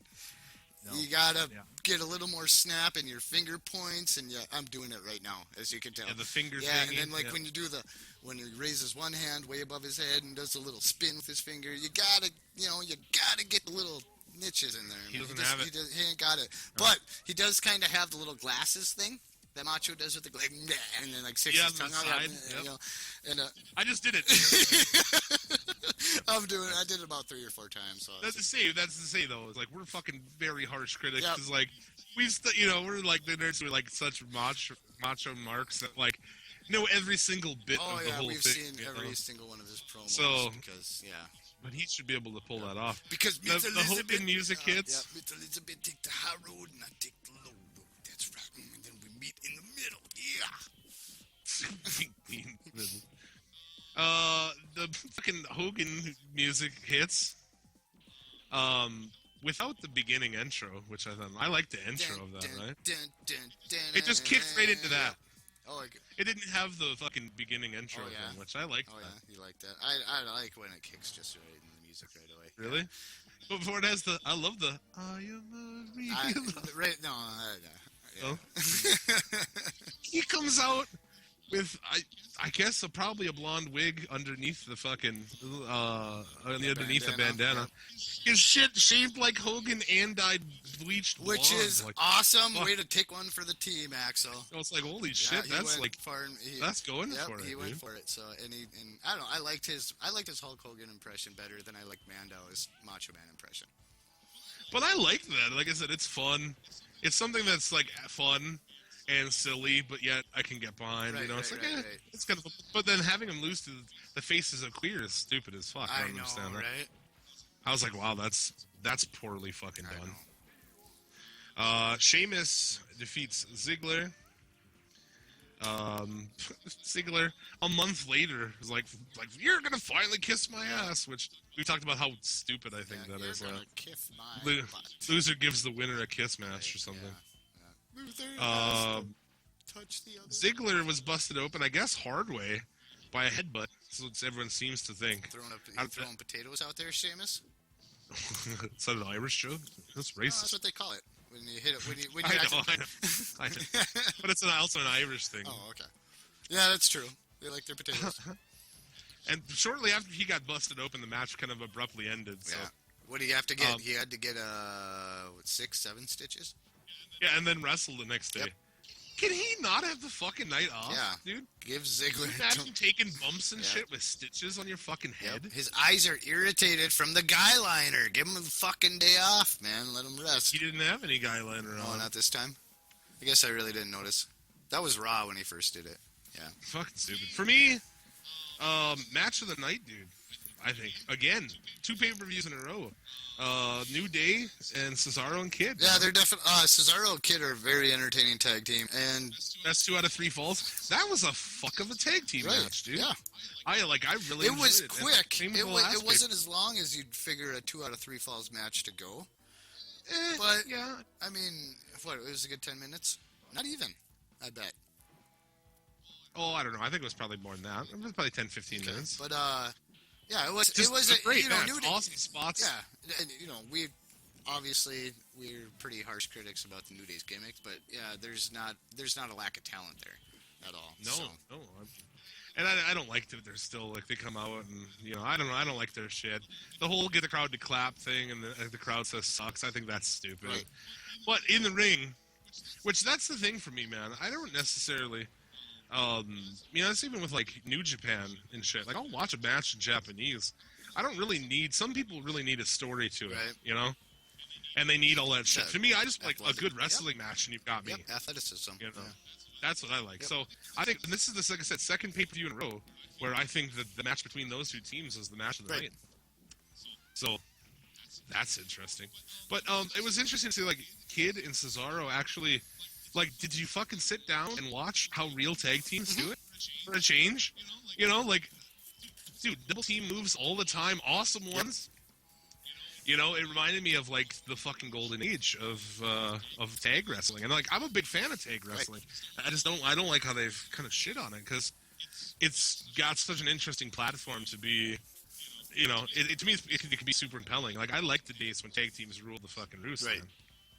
You have the teams like the Steiners, and they were kind of working sort of like, doing like, reminding me of the Steiners or Legion of Doom, and that's elite company right there. Say, like, the double team moves and shit. Like, everything they do is such Oh, absolutely. They're definitely... Awesome. Like, they're taking that, and, like, you can tell these guys are, like, working on it. They're hanging out. And being there's a definite chemistry with the guys. Yeah, absolutely. Like, that's why Instead of just being like, well, see you there and we'll do it. They're sitting back and like, hey, man, what if we did this fucking move, or what if we do this? I seen that coming way back. They've got like the poses, like on the ramp, they got a cool pose. They get in the ring, they have a thing. It's like they're really fucking working on it, man. Yeah, and they're gonna make a great career out of it. I could have told you this way back. I was like, you can kind of tell when a couple of guys are gonna have good chemistry together to go out there and fucking do their thing. And those 2 guys, that was a good idea. Whoever came up with that, if I was boss, you could keep your job for another week. So, and it was a good match. The end of the match, we have to mention. Yeah. Also, before we do any pay-per-view, when we do a live chat, I download a bunch of Vince McMahon pictures to my phone. Aroused Vince. Open mouth, like, what, Vince? Angry Vince, all these pictures so that I can make memes live while I'm watching the show. Yeah. They pull twin magic, but not with twins, with black people, dude. Yeah. And I mean, I don't know, I haven't heard much anything from our listeners. I know listeners on other podcasts, most have been like, meh, like, come on, man. It's, It's a dump. But they weren't, like, all muffed by it. I don't know, maybe some people were. I was, like, immediately, I was just like, ooh. Yeah. Like, they weren't even wearing the same color boots, dude. Yep. One's wearing the black boots, one's wearing white boots. Their hair was... I mean, they're not... the meme I made for that was a picture of Vince that says, I'm not saying all black people look the same, but all black people look the same. Because that's basically what he was saying, right. Like, I just took it that way, and I was like, ugh, I just thought it was in bad taste. Yeah. It was really stupid. Yeah, it was in pretty bad taste. Because they don't really look the same, and they're wearing different boots, and their hair is completely different. Right, yeah. I was going to touch on that like, point. How stupid I just, back in the day, like, the fucking, when you do that with, like, masked guys, when the Viano 4 and 5 would do that, or if the Usos were to do that if they were heel, or who else would do that kind of shit? Doink, you'd have a different Doink, Yeah. Or, like, that shit makes some sense. They're the same, I mean, what the fuck, man? So I thought that was kind of goofy, but I liked the match a lot. Yeah, it was a good match. So, but I don't know if anybody there is aware. It's like the last 2 pay-per-views. These guys have been the tag match between New Day and Kid Cesaro was like the best match of the night. So wasn't it? That was WrestleMania. That it was. I know a lot of workers agreed. I haven't heard from this pay-per-view, But I know from the last one, I know Jericho and Lance Storm were talking about it, and they both thought the tag match from the last pay-per-view was the best one of the night. And this one, to me, was easily the best one of the night. Oh, yeah, absolutely. Bray Wyatt defeated Ryback. That's funny that we brought that up and then still didn't Oh, remember my that. God, we are dumb. We just have a lot of shit. Yeah, there's a lot of shit to remember. Either one of us is very good at taking notes. Well, we post on Sundays, so we post like before the show starts. So, I mean, now we're like 6 days removed from watching Right, it. So. yeah, and that's like a year in fucking wrestling time. A lot can happen in a fucking week with this shit. Right.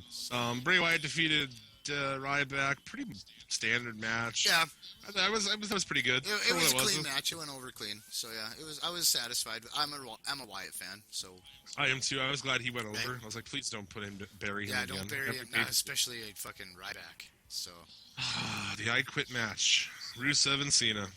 Now, if you recall, anybody who listened to episode 7, I just want to if you toot my own horn here for a minute. I said on that podcast, the I Quit match is going to be one of 2 spots. That was fucking both of them, dude. It was both of them. yeah, you get the fucking. I was like, it's going to be the Austin pass out spot and the fucking throw in the towel spot, which I was calling the heart spot. And you even called it too, because that's both. how they furthered the breakup with Lana and Rusev. First, So you hit that. And I was like, I'm like 1 for 1, and then later she gets in the ring, and I'm like, oh fucking 2 for 2. Yep, and then it escalated into the breakup, which you were right about again. So you win the Triple Crown for that match right there. Good work, my friend. Good work. Thank you, sir. Yep, good work. So fucking a couple thousand marks so listening to this, I'm like, yay! Just like us. John Cena sucks. Just had to get that out there. I thought the match was. There's a lot wrong with this match, man. First off, I quit matches. I'm like, in general, you quit when you tap out any fucking way. Why do you need to say I quit? Right. Can't it just be it's a submission match, really? And that's weird too. Is back in the day, the submissions happened during submissions. The I quit thing. You know what I'm saying? This one was completely different. It was do a big move, and the ref kept doing it. The ref had the mic, which is a first. Yep. You're right. You're right. Yep. That was brought up while we were watching that match. That was brought up. Somebody said that. It's like, do you want to quit? Good. And I'm sitting here screaming at the TV. Yes, I want to quit. Before this terrible fucking fireworks spot on the stage, I literally laughed out loud at my fucking TV. It was, because you could totally see that he landed on a mat and, I don't know, John Cena going over there and, testing it first. Or who did that? Was it Rusev or was it Cena that went over there and, hit the button to make sure, it worked? And then, I don't know. It would have been better if he would have went over, okay, so what happened? Cena AA'd him into that or just threw him into that? I can't remember. I remember Rusev going into it. I don't recall. There's a lot of alcohol. There is alcohol consumed by this point. It doesn't matter really. That's irrelevant. Because we knew the John Cena match was coming up, so he had to pound some fucking beers down. It was just dumb. Don't book shit like that, dude. Yeah. That was like that fucking laptop thing with Ambrose. It was just like, are you fucking serious? Yeah. Wasn't it? And that's the weird thing is we don't mind underground. I don't mind that. I don't want to do this thing here. Any of this shit, a dude being killed and then resurrected with a fucking magic medallion and shit. I don't have a problem with that, but I have a problem with this shit because in that realm, that shit's silly, but it works. They do cheesy shit like that laptop thing and this firework thing. It's like Wile E. Coyote shit, dude. It's like a cartoon. Right. Because he doesn't get hurt. He doesn't even... You're exactly right. I love that. I love that description that you just said. The Wile E. Coyote. It's a Roadrunner cartoon. Yep. It's Looney Tunes, man. Yeah. And I'm not saying the dude should be burned. Burn him. I'm just saying don't book that. Don't put that spot. That spot did nothing for it. Well, I think the point you're trying to make here, the difference between you can stand it on Lucha and you can't stand it on WWE. They don't do shit like this. Well, yeah, it's not, but Lucha, I don't know, just the money that is in the WWE and everything, you can do so much fucking better with your product. And I think that's why we shit on it so fucking bad. Because it's more just sci-fi and grind. Well, okay, first out, it's directed by Robert Rodriguez. A producer on it. But yeah. Or a producer, not directed, I'm sorry. the place is called the Temple. First of all, middle of the ring, you don't have a fucking company logo or anything. You got an ancient Aztec symbol. Okay, so you're putting that element of well, yeah, and you got like that. Aerostar is from outer space, and Drago is the last of the dragons, and Right. I mean, all these fucking crazy things. So, but it works in there, and within the realm, this kind of shit is so fucking Wile E. Coyote. It just sucks. Yeah, it's kind of like, well, the Lucha, I guess you could kind of, I don't know if we want to get too nerdy into it, but you could kind of classify it as a Dungeon and Dragons sort of. Well, I don't know. I mean, it's a it's kind of like horror, like Yeah, an like a old ninja sci-fi movie kind of. I fantasy mean, sort it's of got thing. Yeah, there you that go. There you go, grindhouse there you feel go, to there you it, go. but like I said, they can really do anything within their story, and it's like like Bill Mortis is back to get Phoenix now from the dead, and there's like the ghouls jumping on him and shit from last week or whatever they were. It's like there's a creature in a cage, and I'm like I'm in as fuck on it, Those ghoulies were fucking awesome. And that one chick, I shit. forget her name. She's heading towards the temple now. That Asian chick. Right. They had a training yeah, montage this last week. It was like something out of a grindhouse movie, Oh, It was yeah. like the fucking old school music, and they're like practicing moves, and I was like, this is fucking awesome. But yeah, the Wile E. Coyote shit, man. That spot with the fireworks, fucking. So I got both of those spots. I felt pretty good after that, actually, because I called it in the group too, and we were live chatting. And I think we started live chatting on our page and invite we should everybody probably. over, because I wanted to have people join the group, but then like we're our actual profiles in there.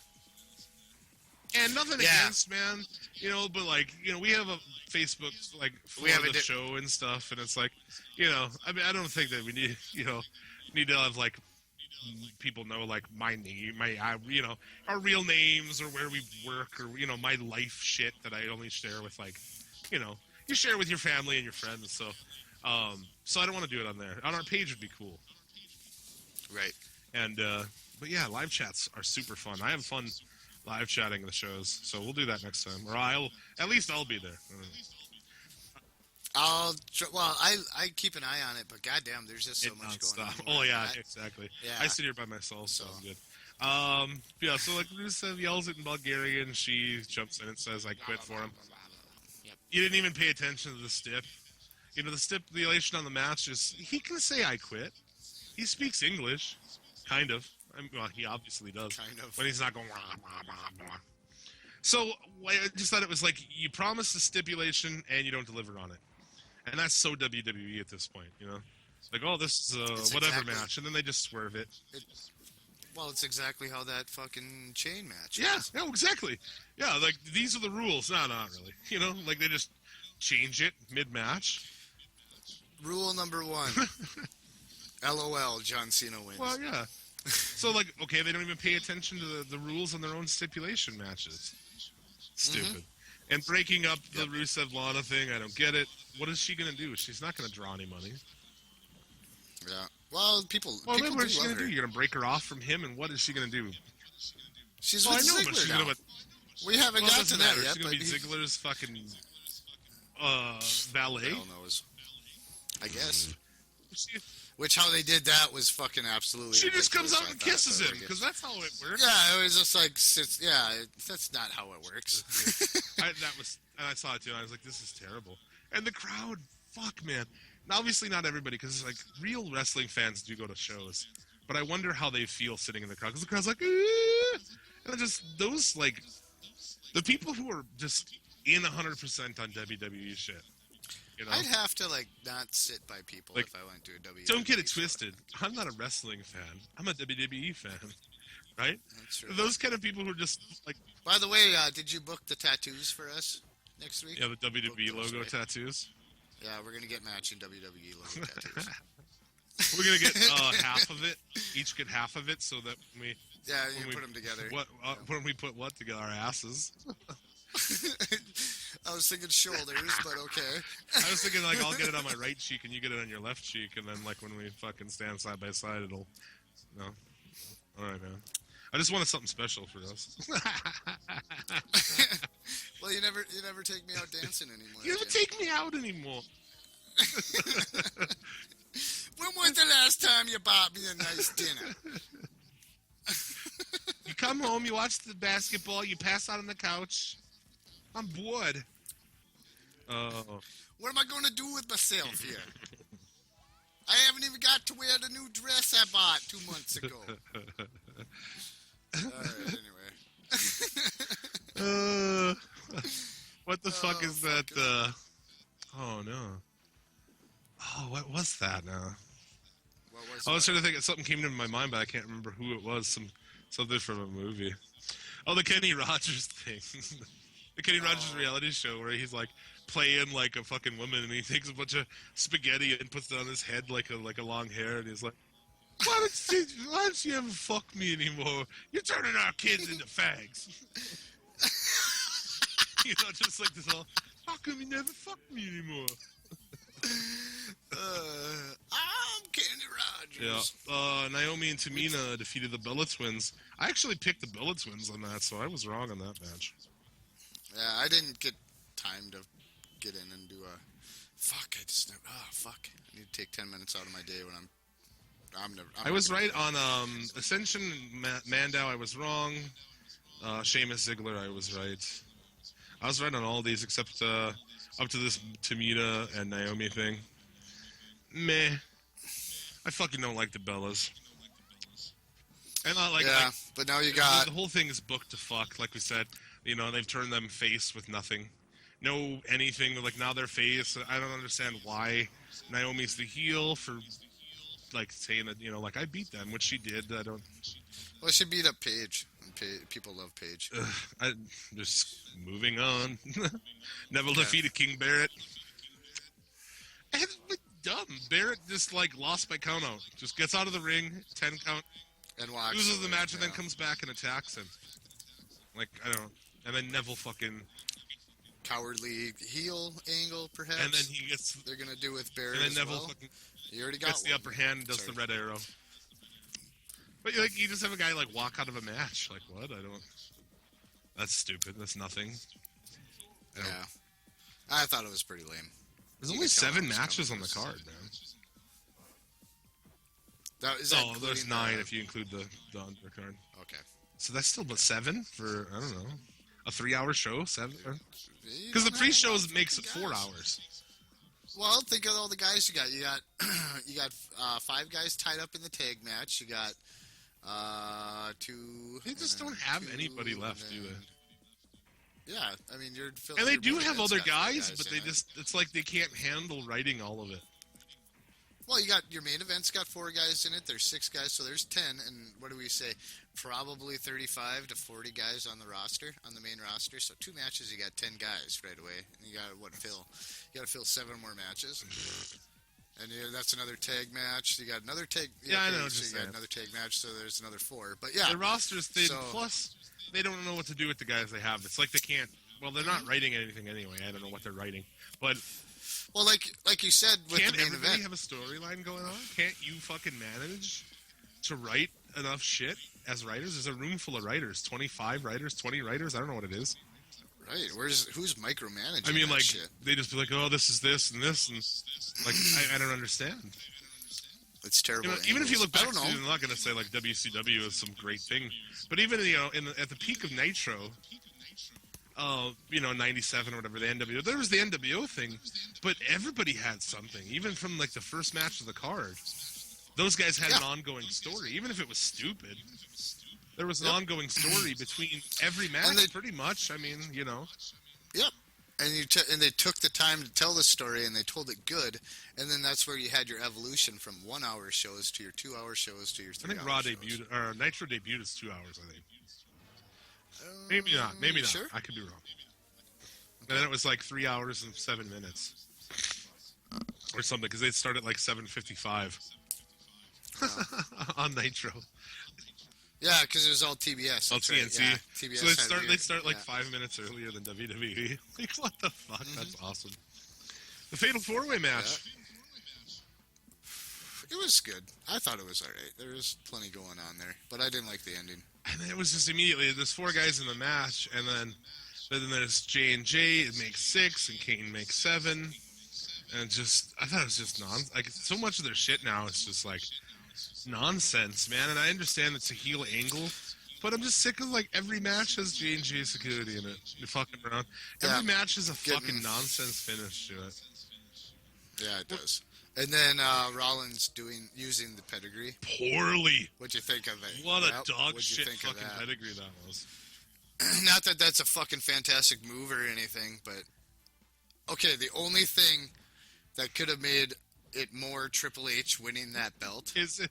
or retaining that belt is if it was Triple H out there Yeah, dude. retaining the Like fucking we say belt. about Country H. So- Helmsley every fucking week. Dude. Fuck He's the you, star of Triple the show, H. dude. So, like, okay, so they take the curb stomp away from Rollins, okay? It wasn't a bad move. It was a cool move. It was cheesy, kind of, but I don't know. It was better than the fucking... He's like, basically, he's moved out of wrestling. And he's like, took somebody else and he's like, this guy's me. This guy. Yep. This This guy right here. The guy with the two-colored The hair. guy with the very average dick. I can say because I saw it, because I'm that kind of investigative journalist. Well, my journalism time doesn't I remember that on the podcast, involve like, see Seth investigating. Rollins' cock or what? I'm like, no, Yeah, me what? either. Yeah. I totally agree. That's the... Well, they were leaked to Twitter, right? Well, I think it was like his They were- chick fucking posted it to his Twitter. One of the NXT. No, his girlfriend. Found Oh, out 'cause he was cheating with her, or allegedly. with one of the okay, yeah, Allegedly. I think he was hacked. Allegedly. I think maybe Oh, that he could was be. hacked, and somebody posted a nude picture of that chick. And then his girlfriend thought it was him, and then posted a picture of him with his fucking cock out. I believe. I don't know. okay. I don't care. It doesn't matter. We're spending more time on Seth Rollins' cock than we are on the actual fucking main event. Look at what you've drawn us into here, Jim. What the fuck? What kind of waters are we in It's here? got dicks on the brain. The mini Shield reunion was awesome. I think maybe they were just testing to see like how the crowd reacted. How the crowd would popped react like because motherfucker. we kind of called this. I knew they'd do a You know, spot like we that. both kind of And it was So, cool. yeah, we both Like, kinda and then thought they double cross. I mean, they kind of like he tries to team up, and they're like, "Yeah, fuck you." That was pretty good. Right. I mean, there's some Right. good spots in it. I loved Ambrose. I loved Ambrose's face during that whole fucking spot. He was just, he looked, just like, yeah, he's just like giggling, kind of laughing, and then just gets so fucking straight faced. They fucking like, I did on the cane on that table, and you could see him hit the edge, and right after you could just see this giant fucking. Yes. Like, that was and an that's ugly when- fucking that's- bump, dude. And then while we were, yeah, it was an ugly bump. And then while we were watching it, that's when the Spanish announce table jokes started They coming. did get destroyed, right? They power bombed. Yeah, it did. In the Orton, yeah, right? who'd they put through it? Yeah, Orton.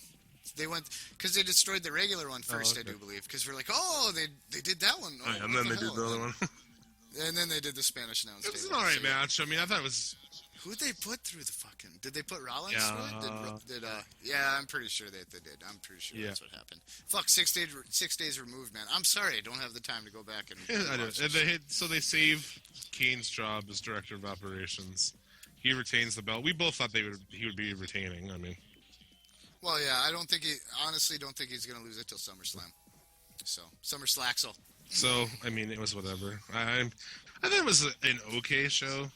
I'd give it 6 giant China clits out of 10. You went there. All right. It's like a I baby guess I told you penis. It's big, dude. It is Okay, I'm gonna stay on the trend and all. I don't know. I dug most of it, but the pedigree the pedigree at the end. It was finished the whole shit. thing. Yeah. So I'm going to give it. I'm gonna give it 5 torn X-Pac anuses What? out of 10. He tear his anus, or just no? Yeah, in a match. Look He it up. It's tore on his YouTube, dude. anus in a minute. He tore his anus on a missed Bronco. Oh, fuck. Yeah. That doesn't sound Okay. good at all. Oh, I came up with a fucking rating Oh, that you was a didn't good know one. about. Very good. Awesome. Yeah, that was We missed in the news. It was reported kind of earlier in the week somebody broke that Tammy Sitch was supposed to be signing with Vivid to do some hardcore porn. Even though it's like 20 years too late, I was in. I was like, fuck yeah. But she claims that she's not going to later in the week, but hopefully she does. I'll watch that old bitch get fucking... I'm all about that. It's like, well, come on, Tammy. It's like I said, at least 20 years. Well, maybe not 20, 15 years at least. Past when it should have happened, but I'm all for it, dude. I really have nothing to say to that. So. I'm like, I'd watch that shit. I will watch it. So back to Raw. That was... No, back to Raw. Yeah, we finished. Oh my god. So we finished with that. The Cesaro Kid, and they defeated the New Day in just kind of a standard match on Raw. And then they kind of did it. All the other teams came out at the end of the match for the Elimination Chamber tag match. It was kind of funny. I'm gonna ask Chuck. I'm drinking fucking whiskey over here and shit. I'm like, I know. I'm pretty deep into my mirror puns here. That's probably why this show's all. Did you just burp while you were saying that? Yeah. like a fucking cartoon drunkard. Yep. Oh, that's great. Here we go. Yeah. We got more. Stay tuned. We got more to come. There's more booze to come. Yep. Here's our drunken episode, man. We got it right here. We were talking about it on our first fucking all podcast. the teams came out. It was kind of dumb. They're like, oh, the tag match is going to be 6 teams. It's going to be, well, all these teams in there because they all came to the ring and started. That was a really cool spot. I actually really dug it. Yeah, it was because then the Lucha Dragons came out and dominated. Well, everybody came out. So you had the new, Los Matadores, the Ascension, Lucha Dragons. What do you call them? The fucking Disciples of Queer. The Faces of Queer. Faces of Queer. Oh, okay. I told somebody that. Okay. Anyway, continue. The disciples of the Analingus. The primetime players, dude. I'm pretty stoked about that. Yes. Oh no, they were the last ones standing. They came out and dominated. Yeah. I like them, dude. I do like them. Dude. I like their spots. I like their promos. Bring them out, finally. Los Matadores is like such a throwaway team. So you're going to put those guys in it, and you're not going to put fucking Axel and Mando. Or you're not going to put in fucking the family. Well, the Rowan and Harper. The Rowan and Harper. Well, they're soon to be the family. God damn it. If they don't fucking put them back as a family, I'm going to be...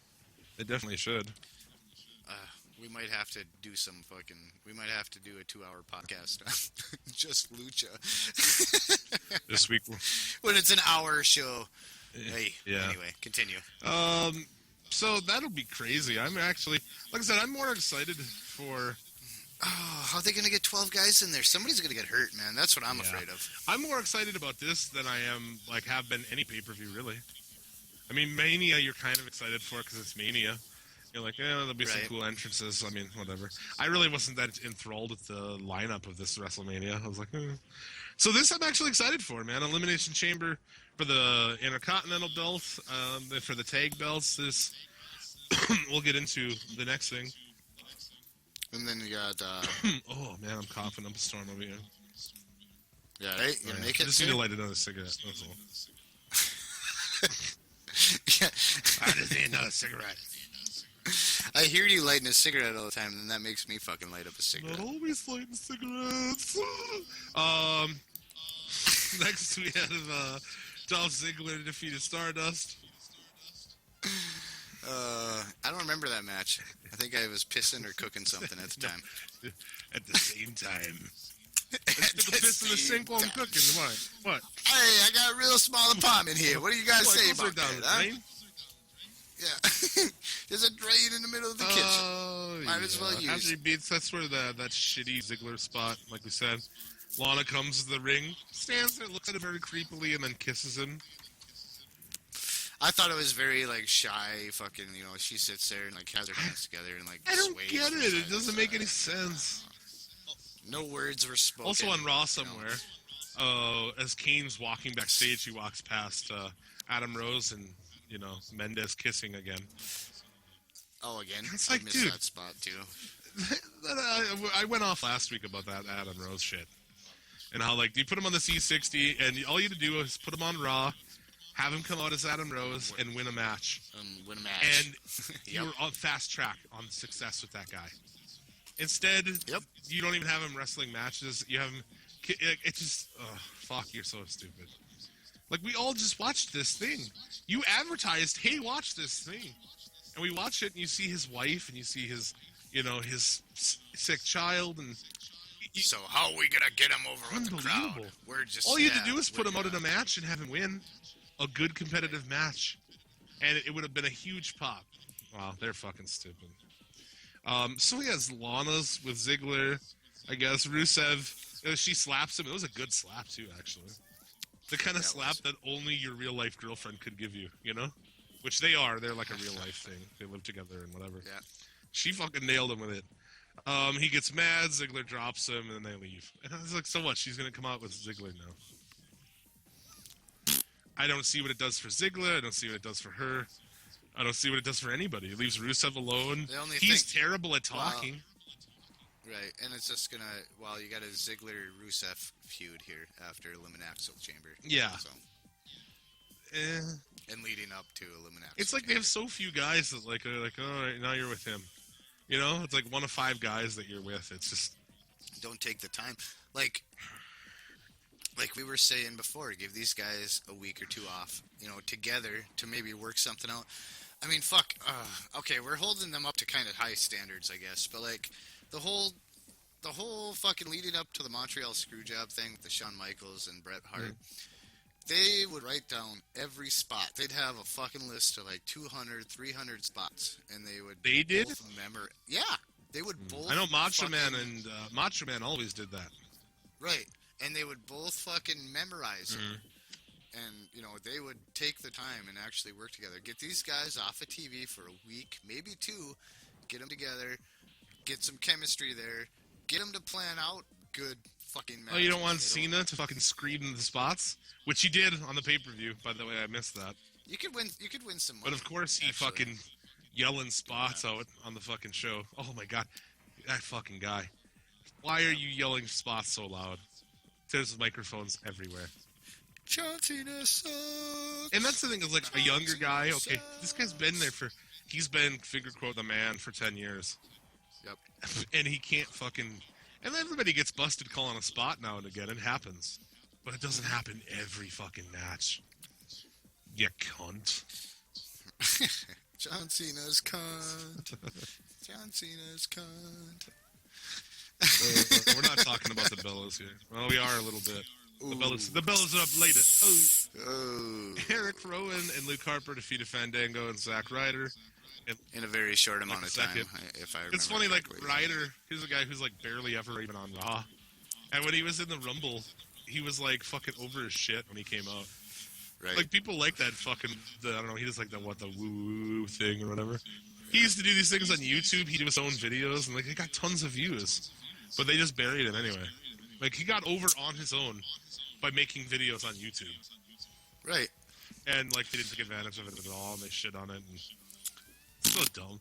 I'm not saying, like, I'm a big Zack Ryder fan, but, like, the way that they use him is just stupid. People like him. It is regular. It is ridiculous, yeah. So. Instead of saying, like, hey, man, you went out and fucking took the, did this shit in your free time, you got over on your own by making videos. And that shit, like, I can tell you making, like, just trying to fucking get quick 6-minute videos, like those unboxing videos we do, that shit's not easy. That takes a lot of time. Dude, going back to Darren Corbin, an indie dude, like, fucking, I don't know, I love the guy. And he has his YouTube page. He has, like, the funniest fucking videos on there, man. Of, like, him taking, like, a phone call from Fandango about, like, ridiculous pants and ridiculous tights. Because he's always got, like, ludicrous pants and shit, so he's, like, selling them to fucking Fandango. Funny as shit, man. He's another one of those guys, like, who's just doing shit on his own, making it fucking funny. And that's what Ryder was doing, but they didn't really give a shit, so. I can't wait to go to that. Divas Championship match. Nikki Bella defeated Naomi. So it's a championship match. And out of nowhere, You know, Nikki had the match basically won with a rack attack, I guess. Mm-hmm. And then Tamina comes in and super kicks her and loses. So, like, you get the title match you've been wanting, like, in kayfabe here. And then this chick comes in and, like, you get a DQ. It's so stupid. It doesn't make any sense, dude. Back in the day, that would have caused for a fucking rivalry. The shit that they do nowadays, you know, at a logical point in booking, you would say, if we don't want, you know, Naomi to beat the Bella, Brie, I think, yeah, Brie, and you don't want Brie to beat her, you don't... No, Brie's not the champion, isn't it? Nikki's the champion. So they're the same shit to me. One's got fucking fake tits, the other one doesn't. Anyway. No, they both have the exact same tits. No, I think one has fake ones. But Nikki does. Anyway. I find myself, I don't know. I think Brie's hotter. Oh, I think Nikki's hotter. You think Nikki's hotter? I don't know. Nikki's I'm not too much for slutty fake me. boobs at all. I think they're gross, but no offense to ladies who have them. You know, you do you. Kudos to Lana. Keep wearing that push-up bra, by the way. She had fucking granny panties on the pay-per-view. Did you see that? Actually, I didn't notice that. But Bob, shout out to Bob here, man. He called that. He called that during the match. Like, he thought thought we were gonna see like a old SummerSlam '88 spot with Miss Elizabeth taking off her dress to distract. Oh yeah. He called that, but that could have been because he saw that I didn't catch the granny panties. You could see the outline of granny panties. Okay, all right. Well, then that's probably why he called that. That's okay, shout out to Bob on that one. That's Jim's thinking just like you, man. Okay. That's nasty. I want to see old granny panties. Daddy? Come on. No. She's hot though, man. She's really hot. You ever? I've seen some pictures like her out of character. Yeah. You know, yeah. Yeah. So. I mean, I'm just not like that kind of a dude. Like, oh, chick's hot. This is good. You know, like, I guess. I mean, she's a hot-looking chick, but, like, on your phone, you can look at porn in, like, 5 seconds for free, so I don't know why you'd be, like, looking for TNA on TV. Yeah. Well, there's some eye candy during some wrestling is nice, and she's some decent eye candy. She should put her hair down, though. Well, I think that's part of the thing is, like, you know, the uptight, like, Russian kind of... They just took that from that chick in Rocky. But maybe the only good They thing basically about made her that chick from Rocky, right? You know? Yeah. The chick who was with Drago. Yep. After the match, Paige returns to make the save. After Nikki was safe, Paige hit her with the rampage. So what, you got Paige and Nikki now? I guess? Yeah, Paige is Hey, back. actually, you hate this, don't you? Nikki, hate it. Nikki, Paige, and Tamina. Fucking Neapolitan match. Neapolitan, yeah, fuck. Good, nice. All right, I can't. All right, it took me a little bit, but okay, nice. Good one. And then I like moment it. of the... I like it. You've been saying that all fucking week, haven't you? I haven't. Someone actually sent me a picture, and it's like, you know, it's like a picture of of like the promo for the thing, and it's like, yeah, their faces kind of like over ice cream. It's pretty funny. I thought it was funny. I gotcha. That's good shit. And then the moment of the night, dude. Honestly, Cena comes out, does his usual fucking promo. I'm gonna try to get over, although you all hate me. It doesn't work. And then, dude, fucking Owens music. Yes. Oh, dude, I heard that. I'm like, yeah, yep. Like, not mark out moment, but a very like excited moment. Mm-hmm. That's how I felt when Sami Zayn came out a couple weeks ago. Right. That was awesome. I don't know. It was just part of like it was his home crowd and everything, and his pop was huge. I got goosebumps actually when his pop hit. That's part of why I fucking watch this, because I love when the crowd pops. I don't really give a fuck who it's for. Yeah. But when the crowd pops, it's awesome. Owens got a bit of a pop. Yeah, I've heard that like I want to say I heard 9%. Maybe it was like what of people who watched Raw watch NXT. So not necessarily a lot of people do. They're aware of NXT. Yeah, I'm sure, at least. and they're aware of what's going on. Probably. How many of them watch it is that's a whole nother story. But I fucking popped in my living room. Yep. It comes down awesome. I thought his promo, his working with Cena, I thought that was great. Yep. You know, as we say every week, Owens is fucking awesome as an asshole. It's like the perfect asshole, man. Oh, so good. And, Cena challenges him to a match. He fucking isn't going to take it. And, out of nowhere, just blind fucking kicks him in the gut. Throws him in the ropes, gives him like a pop-up fucking power bomb. Poses Which was an over awesome him with the powerbomb. NXT belt in the air, whilst stomping on the US title. On the U.S. title. Holy fuck, that was awesome, dude. I was like, that was booking that shit properly. There you go. And that sets up that, and later in the card, you see the interview with Owens, and he has some match, dude. Like, Eliminaxel Chamber. Huh? There you go, got it. There you go. Eliminaxel Chamber. Owens and Cena. That's fucking crazy. There you go, man. Well, you're going to be able to tell the future on that match, so. Well, maybe. It should be a fuck of a match. I just think, like, that's booking. We said that, but I mean, it's not exactly. But how many weeks ago did I say that Owens needs to come up and smash fucking Cena in the open challenge matches, right? Right. And I mean, aside from that, this is probably the second best thing to that, Yeah, absolutely. I thought he came out, made a good statement. I like the way they put. I like it. Now I like it. we'll get it. Well, we're gonna, okay, we're going back a little bit here. When they let 5 guys go, I guess, did we even figure out who those 5 guys were? From NXT? Did anybody notice? No, from the main roster to move up a few guys from the NXT. I don't think they didn't get rid of anybody. Well, wasn't there rumors? Did we answered questions on that? Well, we answered like who would we get rid of. Oh. Usually after Mania, they fucking cut a bunch of people, but they didn't this year. I haven't heard that they cut anybody. They cut a couple NXT people, like that former luge guy, and some bodybuilder that they wanted to turn into a wrestler. Okay. They don't want to fucking sign anyone from TNA because they're cunts, but they want to fucking take a luger. I don't know what the term for that is, and make him a wrestler. Like we said, they've opened a restaurant and they don't want to hire chefs. They want to hire people who want to be chefs, who've taken no steps to learn how to cook at all. Right. Stupid. That's going to be awesome, man. I think that puts raises up the NXT belt. He's fucking holding it over him. He's putting that up as like, that's, it really raised the importance of that belt. There you go. But in this, how do you book this? There's no way. Will they fucking book this?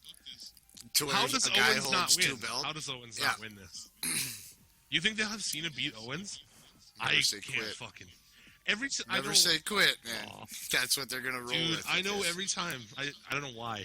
Every week there's something where I'm like, they will not be stupid enough to do this. There's no way they'll be stupid enough to do this. And then they do. You're gonna see a match where it's gonna be a lot of like real close three counts, but like. You think it'll be super counts, competitive, but Owens loses? Yeah. I can't. I gotta go with my fucking. I gotta go with my brain here. Like how I would book. I usually try. Don't do it, Jim. You're thinking logically here now. Dude, how can you not have Owens win that match? I just don't see how. Don't. But do then he it. wins the belt, and he's got both belts. I don't know. The only thing I can see is that he gets the U.S. belt, Well, and then he just says, just takes the NXT and is just like. Psh. Are they gonna vacate the NXT belt? What are they gonna do with like Sami Zayn? Well, they're supposed to be. They brought. Well, we'll talk about it later, but I mean, to get Joe came in. So there's matches. Him and Joe have matches. He has multiple rivalries going on right now. Yeah. And that's something that's interesting with that. So is he gonna drop it? Yeah. Okay, I got it. I know what's gonna happen. I mean, we'll see. He's gonna. Okay, No, go ahead, man. We'll keep going. No. Well, he's gonna drop it to Samoa Joe, and then you're gonna see another four pay-per-views of fucking Owens and fucking Cena. I'll watch 4 Owens Cena matches. Oh, maybe in every gimmick you could think of. in a bungee match, GFW style, In a tea party match. in a tea party match. Yeah, you ruin the other person's tea party. You have to keep them from ruining. There's 2 tables set up on each side of the ring. Fucking just like a Vince And they have to wear tea party bonnets. match. They have to wear bonnets. And you got to keep the guy from getting your side of the ring to ruin your fucking tea party table. And the first one to get their tea party table flipped over is the loser.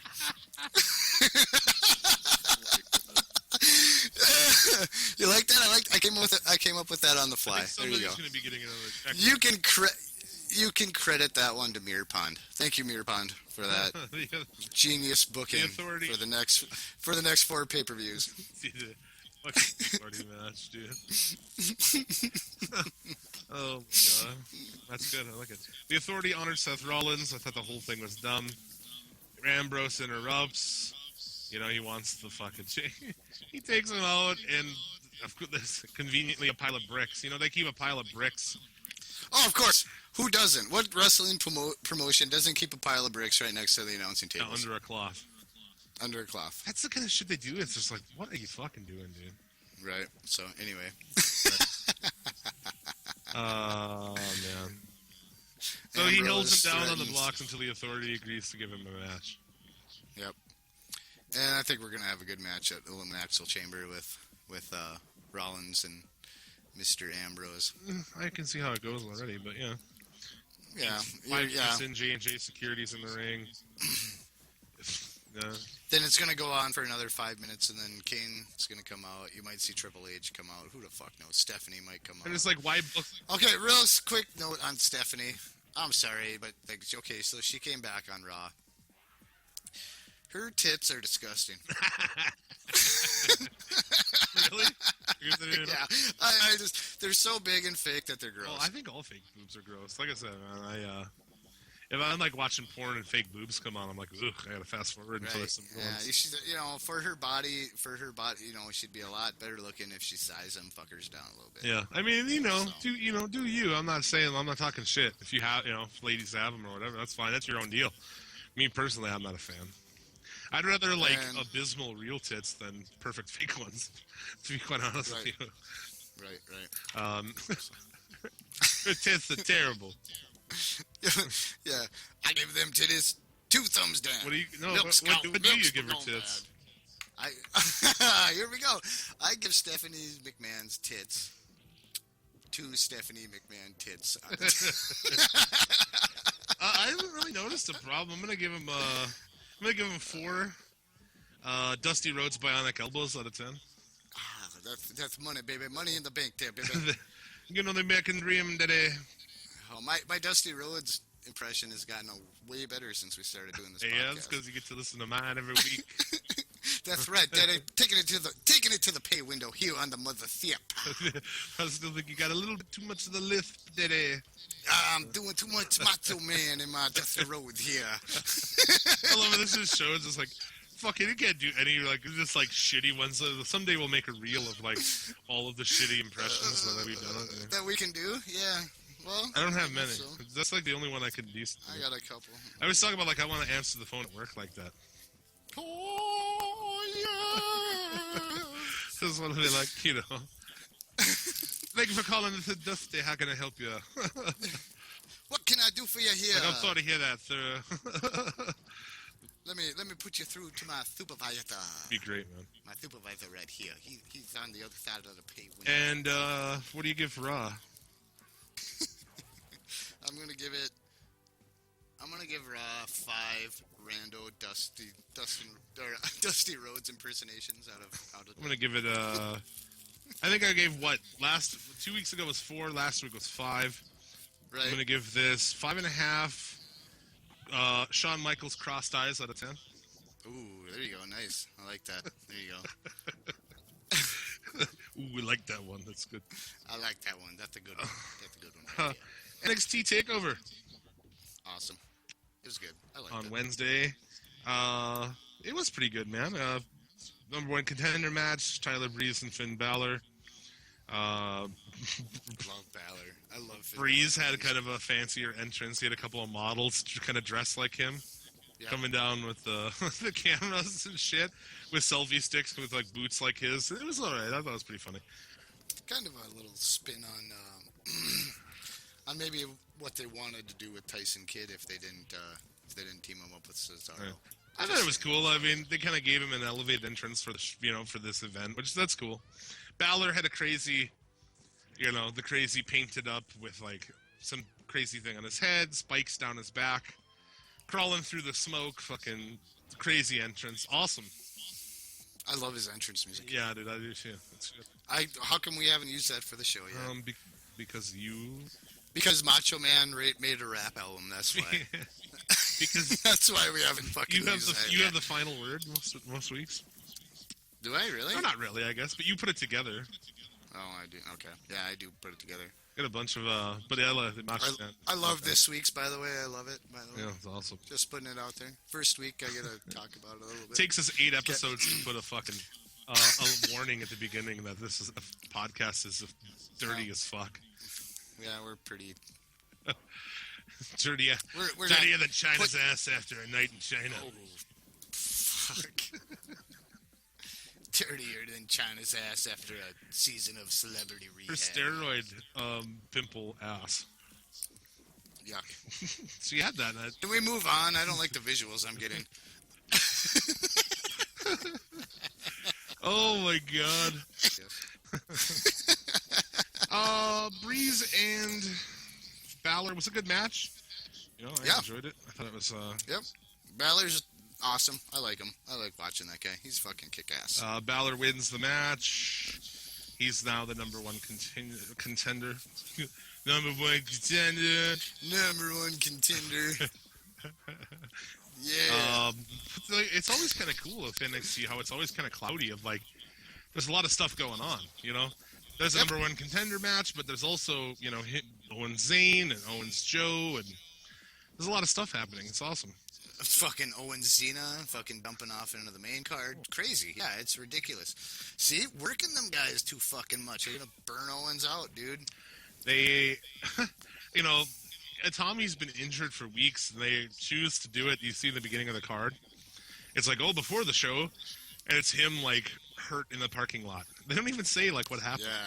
Yeah. I was like, dude. Oh, their angle was they took it from a fan's cell phone. That was. Well, yeah, like, they were like, well, Enzo and Cass were showing up. Yep. And then, but it doesn't say, like, you get attacked. I mean, I guess they'll use it, but it's like, do we know?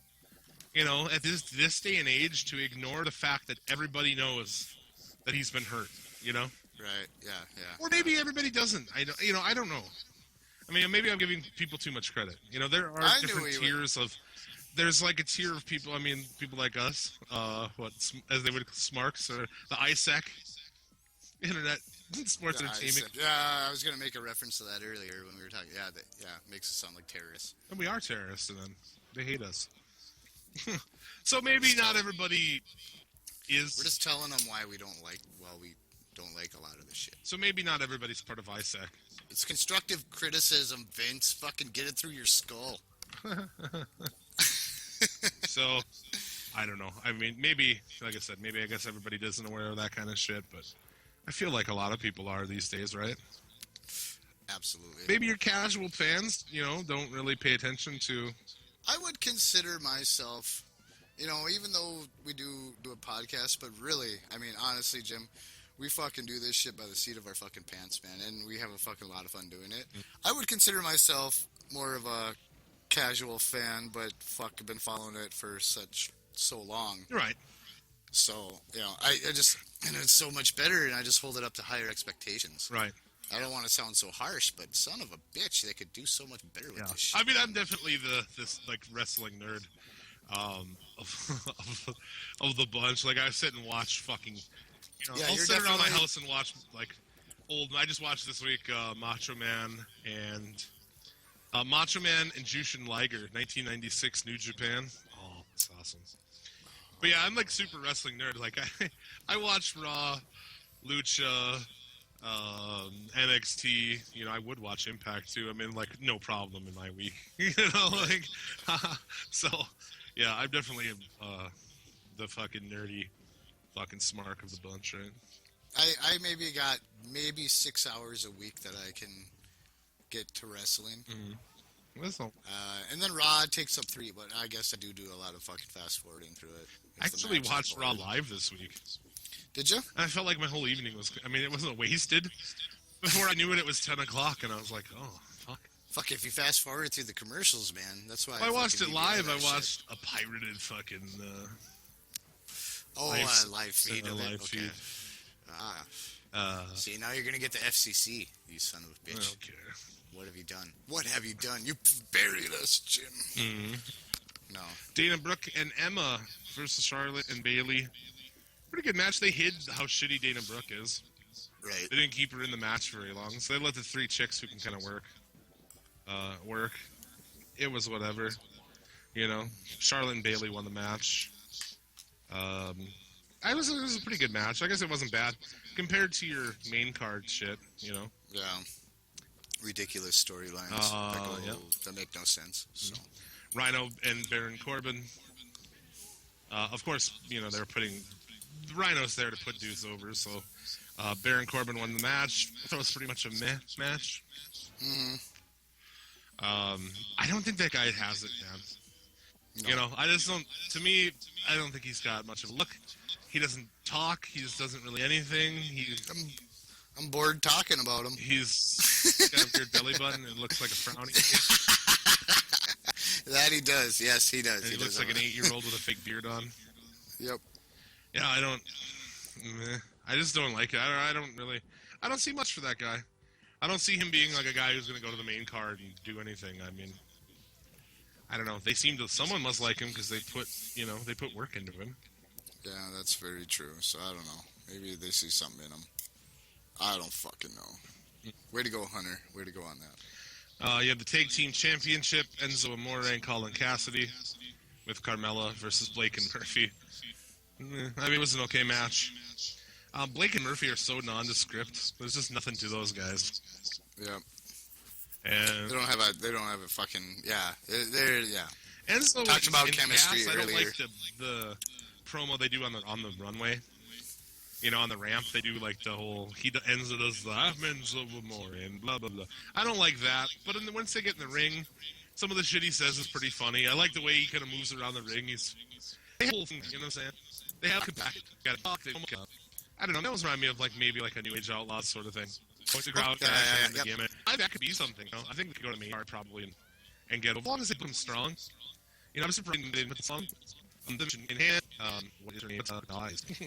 Carmella, Gaskets, they win the match. So they're probably a 3-on-3 tag match coming up between them. I imagine. Should have.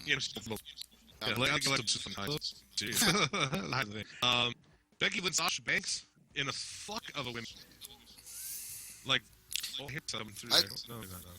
I briefly hurt myself, but we're good. Okay. Weird. Hell of a match, man. NXT, you know, these 2 chicks can work, and you have something. It was one of the better women's matches I've probably ever seen. I saw people saying online it was like the best women's match they've ever seen. It's right up there with like Charlotte and Sasha Banks from earlier this year. Really good, man. I was surprised at how good the match was. Long match too, and back and forth match. Yeah, there's some booking there with that particular match. Yeah, I was like, yeah, man, both of them can work. Like, they put the main card, other than like Natty and Paige, they put the rest of those chicks to shame, man. Yeah. Just wow, man. It was a good match. I was impressed with it. Sami Zayn. Jim's impressed with the women's match. Write this down, happens. fucking guys. I was impressed with Sasha Banks and Charlotte from the last takeover. I think it was the last one. That's right. Yeah, you did say that. Yeah, you're right. You did say that. That was good too. Zayn and Owens. They kept the match itself pretty short. You know, I think Zayn, Zayn's hurt, obviously. So they kept it pretty. So they weren't able to outdo their, like you said in the last match. Unfortunately not. And I agree with you that they were holding back and they couldn't go all the way on this one. So that's unfortunate. Owens does the pop-up powerbomb onto the ring apron, which is what they used last time to cover for Zayn. So the winner, it was a no decision, which is kind of weird. I mean, Owens should have won due to, stoppage, I think. I don't know. It's kind of weird. Injury? Yeah. Owens continues to attack Zayn. Samoa Joe debuts, which we all kind of saw coming. I knew it was going to happen. Yeah. Well, what would we hear that he signed 2 weeks ahead of time? I guess like a day before. Hunter H. Helmsley was on Twitter, he's like, oh, he's not going to be, we didn't sign him. He's not going to be there, blah, blah. I'm like, okay. We all know he is. Okay. His music is shit. That's the first thing I thought. I'm like, oh, dude, there's Samoa Joe. I'm like, oh, his music's terrible. It's terrible. Like, sounds like third-rate shit. Who picked that music? It's not... Did he? No, I don't know. It's not intimidating. It's not anything. It's just really weird. I didn't get it. Hopefully they changed the music. Seeing him in a Samoa Joe shirt, though, was like at least like, oh, thank God, they're not going to fucking call him fucking Samoa Joey or something. Yeah, You know, Samoa he didn't come out Joe. barefoot with a fucking with seashell necklace on or something. So he actually looked pretty trim. He's trimmer than Owens. I noticed that. I was like, ah, he's skinnier than Owens. That was pretty. Yeah, I heard he lost a lot of weight. He trimmed up after he left. Yeah, dude, definitely did. They had a face off. Owens leaves, then kind of comes back, only to leave again. Perfect. Fucking Owens. Good. Good shit. So that was that takeover, man. I really liked the show. I thought it was pretty good. Yeah. What do you give it? Will give it. Oh, what did I see? So I gave Raw 5. What did we give? Did we do Paybaxel? Oh, we did. I don't think we scored Paybaxel. No, we did because of the pedigree. That's I remember right, we did. because That's I right, was. we Yep. did. We didn't forget We didn't forget about Paybaxel. I'm gonna give Takeover 7 Scott Hall relapses out of 10. It's pretty entertaining. I guess, I don't know, I'm a weirdo. I'm not quite as entertained with NXT as I am the main shit. Yeah. So, I'm going to have to give it, I'm going to have to give it 6 Ric Flairs stripping down into his underwear on Monday Nitro while doing a promo and elbow dropping his clothes randomly scattered throughout the ring. Out of 10. 6 Ric Flair throwing his shoe out of 10. Oh, fuck. I thought it was a pretty good match. I thought it was a good card. Yeah, it was alright, but I don't know. I don't know. Not quite into NXT as I am the main card for some. I don't know. I'm a weirdo. There's a lot more talent in NXT. But yeah, I don't know. I kind of found myself bored a little bit with this paper.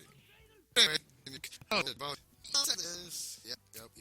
I'm good for this. Let's jump right into Lucha here. Yeah, actually, that's awesome. I look here right as I go to my show. I have a completely wrong result up here for this show. So that's awesome. I need to find my results here real quick. 5-star podcast, dude. That's right, 5 star. Okay, well, I got it. Okay. I'll put- There was what did we have for the main event in that one? That was the trios tag team ladder match. That was the headline. Lucha Underground, man. The savior of the wrestling week. Yes. I give it like every Wednesday a band practices downstairs. And I hate them. I hate their music. Sorry if you're listening, guys. But I always save Lucha until they're done. I'm like, oh, okay, I can watch Lucha in peace. You gotta watch NXT. I gotta watch NXT first. Because if I watch Lucha first, I'm not gonna really be interested in NXT. You know, I think like we say before, NXT is like a salad before the main course. You know, an appetizer, if you will. Right. Show recaps everything. First match of the night: Prince Puma and Marty the Moth. We kind of saw a debut last week.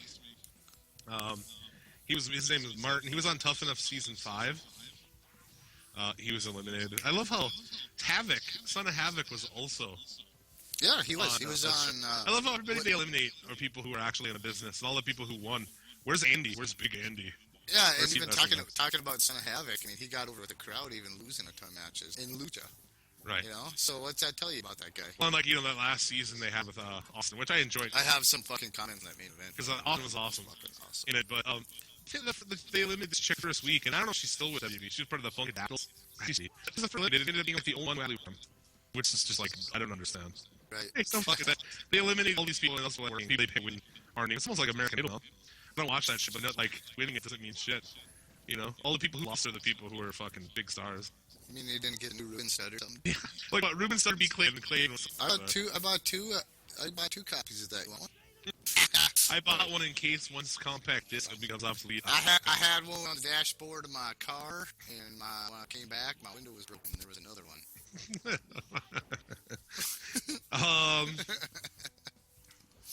It was an alright match. That Marty the Moth, you know, it's kind of a weird thing. I actually thought it was kind of. It reminds me of goddamn, what was it? Arthur on the Tick.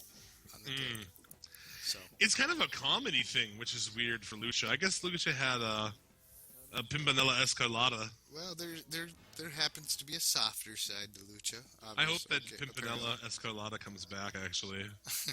They took an arm break from Pentagon, so he's been out. She's been out. I guess. I don't know how that all works. It's a dude that's dressed like a woman. This is Lucha we're talking about. This is fantasy that we're talking about. And it's awesome, and they do it right. Dude dressed like a chick's your fantasy. I mean. Well, I mean, it's whatever, man. we're talking about I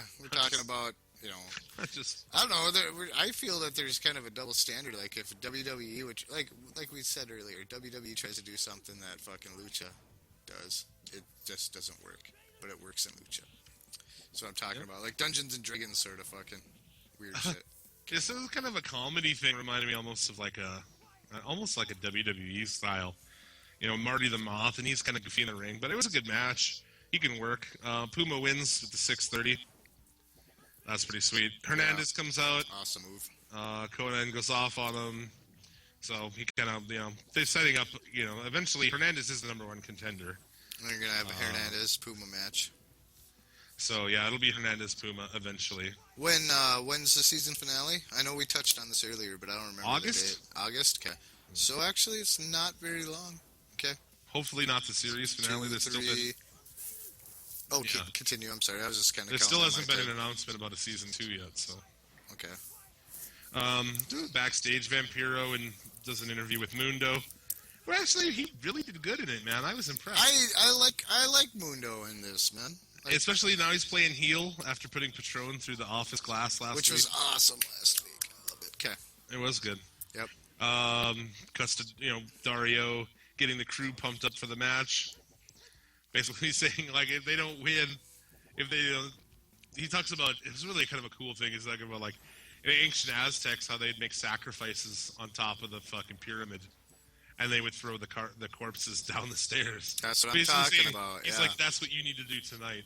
Otherwise, I have somebody who'd sacrifice, you two, or someone you can make a sacrifice to. Probably his brother. Mm-hmm. I can't wait. I've been since October. We're waiting to see what's in this cage. It's gonna happen. Yay. That's a long angle right there, dude. Yep. Since October, building this thing, they have like short things, long things going on at once. Like, when's the last time WWE fucking had any kind of a story going that long? Right. They just had John Cena and Rusev wrestle each other under loose terms for that long. For fucking 4 pay-per-views in a goddamn row. You had Delavar Davari and Tejano finally hooking it up. The last match last week was just kind of thrown out right away. Yep. Tejano got DQ'd. I love Davari. That's the thing too, more of that adult show. He comes in and just like fucking drinks a cocktail up on the fucking corner. He's got like whiskey on, I'm sure it's obviously not, but he's got like what would be whiskey on the rocks. He drinks the whole thing and starts the match. Kind of like what we did. Drink a bunch of whiskey and beer and do a podcast. Yep. Tano comes gets a code breaker. Big Rick comes to the ring and drops him with a clothesline. So they kind of Davari hired Rick. Because like they kind of put in that Rick is very like hired gun. He's all about the money. Because there was like I think last week was he's counting money and shit like that. So it was a DQ. They make the ref count to 3, even though the match was a DQ. That was kind of funny. So the Tejano and Davari thing continues. Yes. I like to break down all of Lucha. Because it's the best show of the week. And it's only an hour long. And they cram more entertainment in it to 3 hours of Raw. So. Katrina is in Cueto's office. She wants a death match, dude, between Mortis and Phoenix. No idea what that's going to be. Yeah, what are they going to be? Yeah, just intriguing. What are we going to have? It's a death match. They already had that fucking crazy-ass casket match. That casket match. Like you said, man, they tore the place down with that. That was fucking literally, awesome. The whole fucking place was destroyed when they were done. Oh, it was awesome.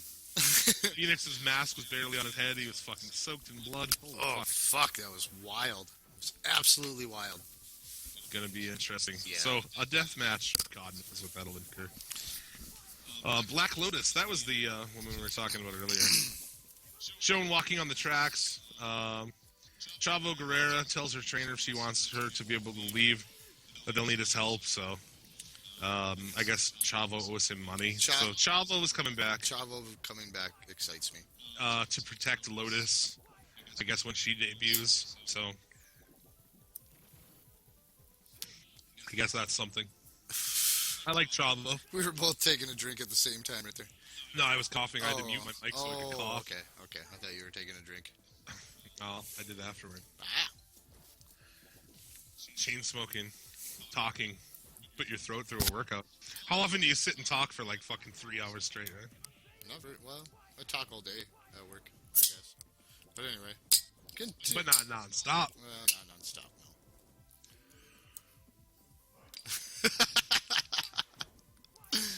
And another long silence. You gonna be okay, Jim? Ah! Yeah, I'll be right. I got into fucking random things, like, I don't know, it always happens at work before I take a phone call. The phone will ring and I'll be like, oh, I can't talk right now, I'm coughing, dude. Like, I don't know. It's not even anything, it's just like I get like a fucking itch in my throat, you know? Talking all day. Alright. And you had the Trios title ladder match. Awesome. I mean, there's a million spots in here. Oh, yeah. But I can't even... The couple that come out to my mind is... I'll save the best one for last, though, obviously. I'll let you introduce that one. That's fucking... Oh. Anyway, there was one where... who had the fucking ladders? They had them... They're, like, each holding the side of the ladder, but behind it. And then Angelico came out of the fucking ring and, like... does a fucking moonsault over onto this fucking ladder, takes them both out. That was fucking rad. You had fucking shit off the ropes, off the ladders, and this whole thing. Oh, guys flying around everywhere, and then I'm gonna let you do the big spot. Well, yeah, and then little things in this too before we get into like that. So you know, they didn't just go out and buy. They didn't go to Lowe's and just buy ladders and throw them in the ring and like, all right, here we go. You notice how all of them had a very like, they all looked rusty and shit. Right. To add to the fucking atmosphere. Little things. Yep, to add to the atmosphere of the fucking what they're making this out to be. And even God Vampiro damn it, they're doing a good job. Vampiro even makes a comment at some point, like, about rusty ladders and tetanus shots and shit. Well, I'm sure all the guys got tetanus shots. All the guys. So I thought it was cool that they gimmicked them up to look old and beat up, you know. Very cool. Instead of just having, like, brand new ladders in there. Right. It's a nice touch. The crew did a crazy, like, DDT Stomp combo off the ladder. Nuts. Absolutely. So as he's DDTing him, the other cat jumps off and stomps on his back. Like, holy fuck, man. Right? Crazy. Oh, man. Yeah, too much to fucking even talk about. Oh, just ridiculous match. It was nuts. The show started off pretty awesome. They had wood over the windows of Dario's office from last week. And so they did like a ladder tip. Helco tips the ladder through the window. You know, so like, dude goes flying. Well, there's no window there now. You know, they pulled it off, so he goes flying through the window into his office. They come flying back out of there later. You know, somebody actually pulled him in, like, there's fighting going on outside the office. Somebody comes launching, like, suicide dive through the fucking missing window out on everybody. It's, like, fucking crazy, man. There's anyway, fucking, like, the ladder's in, they fall into Dario's office. He gets up, he's, like, talking on the phone and shit. I love how it's like, so casual with him in there. Just when Upstrong got thrown through. Yeah. He fuck Comes over to he like goes makes a drink or grabs coffee. I can't remember which one to do, but yeah, it's so casual. You don't fucking care. But yeah, spot where just out of nowhere somebody was like rocking head first out of the office, you know. Like, fuck, that's awesome, dude. And then yeah, of course, you know, Helco was on the top. Looked like he was gonna do another crazy spot.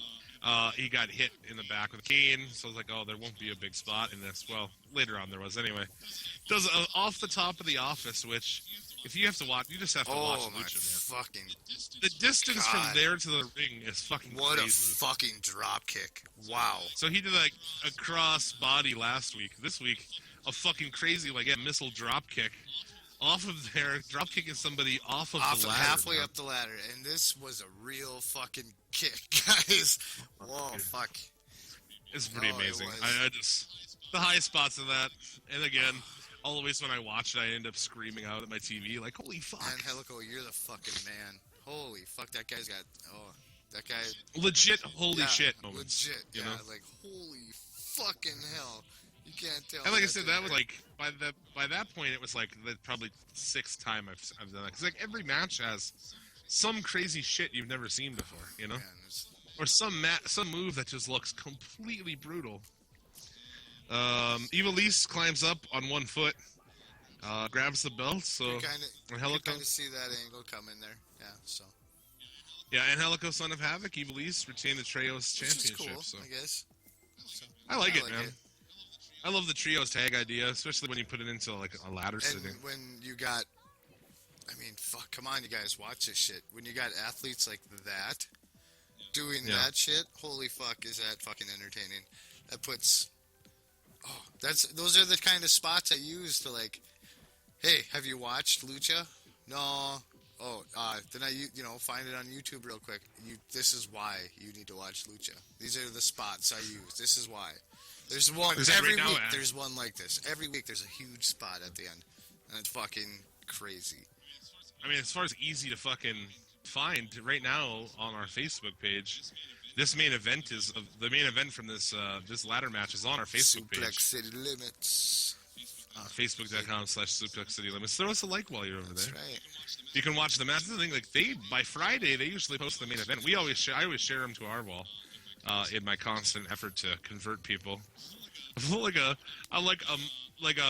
Mormon to religion as far as like Lucha with wrestling. Like I'm gonna come knock on your door and like, have you watched Lucha Underground?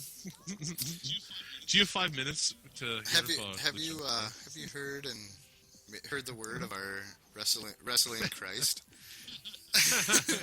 And not Cena Christ? Not John Christ Cena. Oh, Lucha Underground, always awesome. I think every week I give it the same score every single week. Maybe I gave it an 8 one time. But I'm going to give it, as usual, the usual 9 Perry Saturn face tattoos out of 10. Oh, fuck. Shit. I wasn't prepared for this rating. You know your life has gone fucked up when you have a big face tattoo. He has a bigger face tattoo than fucking Mike Tyson does. I don't know if you've seen Saturn lately. Okay, he ran a giant tattoo on into his some face. fucking bad luck. I watched a shoot with him today, where they're asking him about just crazy shit they've done. He tells a story where him and Raven, they had hookers and shit, strippers or whatever, and they were bored with it, so they went and bought a slip and slide, hooked a hose up to the sink of their hotel, ran the slip and slide down the fucking hallway, fully on, water coming through it and everything. Had naked chicks, both of them, with their legs spread at the other end of the slip and slide, and Raven would launch Perry Saturn down the fucking slip and slide with like a freestyle wrestling thing, like Rick Steiner used to wear. Okay. With a giant fucking dildo attached to the top. They called it the unicorn. Or they called it the rhino. Okay, that makes more sense. And he would launch him headfirst down the slip and slide with this giant dildo. Would he run into something with this maybe giant dildo, perhaps? Okay. Oh yeah. What objects did they run into? Did they set stuff up like bowling pins, perhaps? No, the women sat on the other end with their legs spread. Oh, okay. I missed that part. Sorry. No, okay. Yeah. And naked. Security shows up and they take off running. He's completely naked with a freestyle wrestling fucking helmet with a gigantic fucking ear protectors and everything. Holy fuck! Awesome. Yeah, dude. Fucking crazy. I guess they use that thing a lot. He told a story about fucking Kidman wearing it on his head, and hitting a woman with it. But like him and Raven held fucking Kidman up and were slamming him headfirst into this woman with that thing on his head. What the fuck? Can you imagine that being your life? This is your life? Oh my god! And all of those guys, dude, just doing drugs like a motherfucker too. Aye. That's what the business does to these guys, man. That's the way. I don't know. I guess if you go back and watch WCW shit from that was like during the Flock. A lot of Lodi's signs would mention the Rhino and shit. They'd be like inside jokes to like shit. Okay. Birth of the internet. That was around the time. All right, I gotcha. But just listen to that guy talk about that shit with a giant face tattoo. It's like, okay. Well, now that you've so graciously given me time to think of a rating, I'm gonna give Lucha. I just don't know if this fucking just holds a candle to the story you just told, but I'm gonna give it 8. Well, fuck, man, that Angelico spot at the end. I'm gonna give it a fucking solid 9. 9.5. 9.5. That was just a crazy spot at the end. Fucking ridiculous.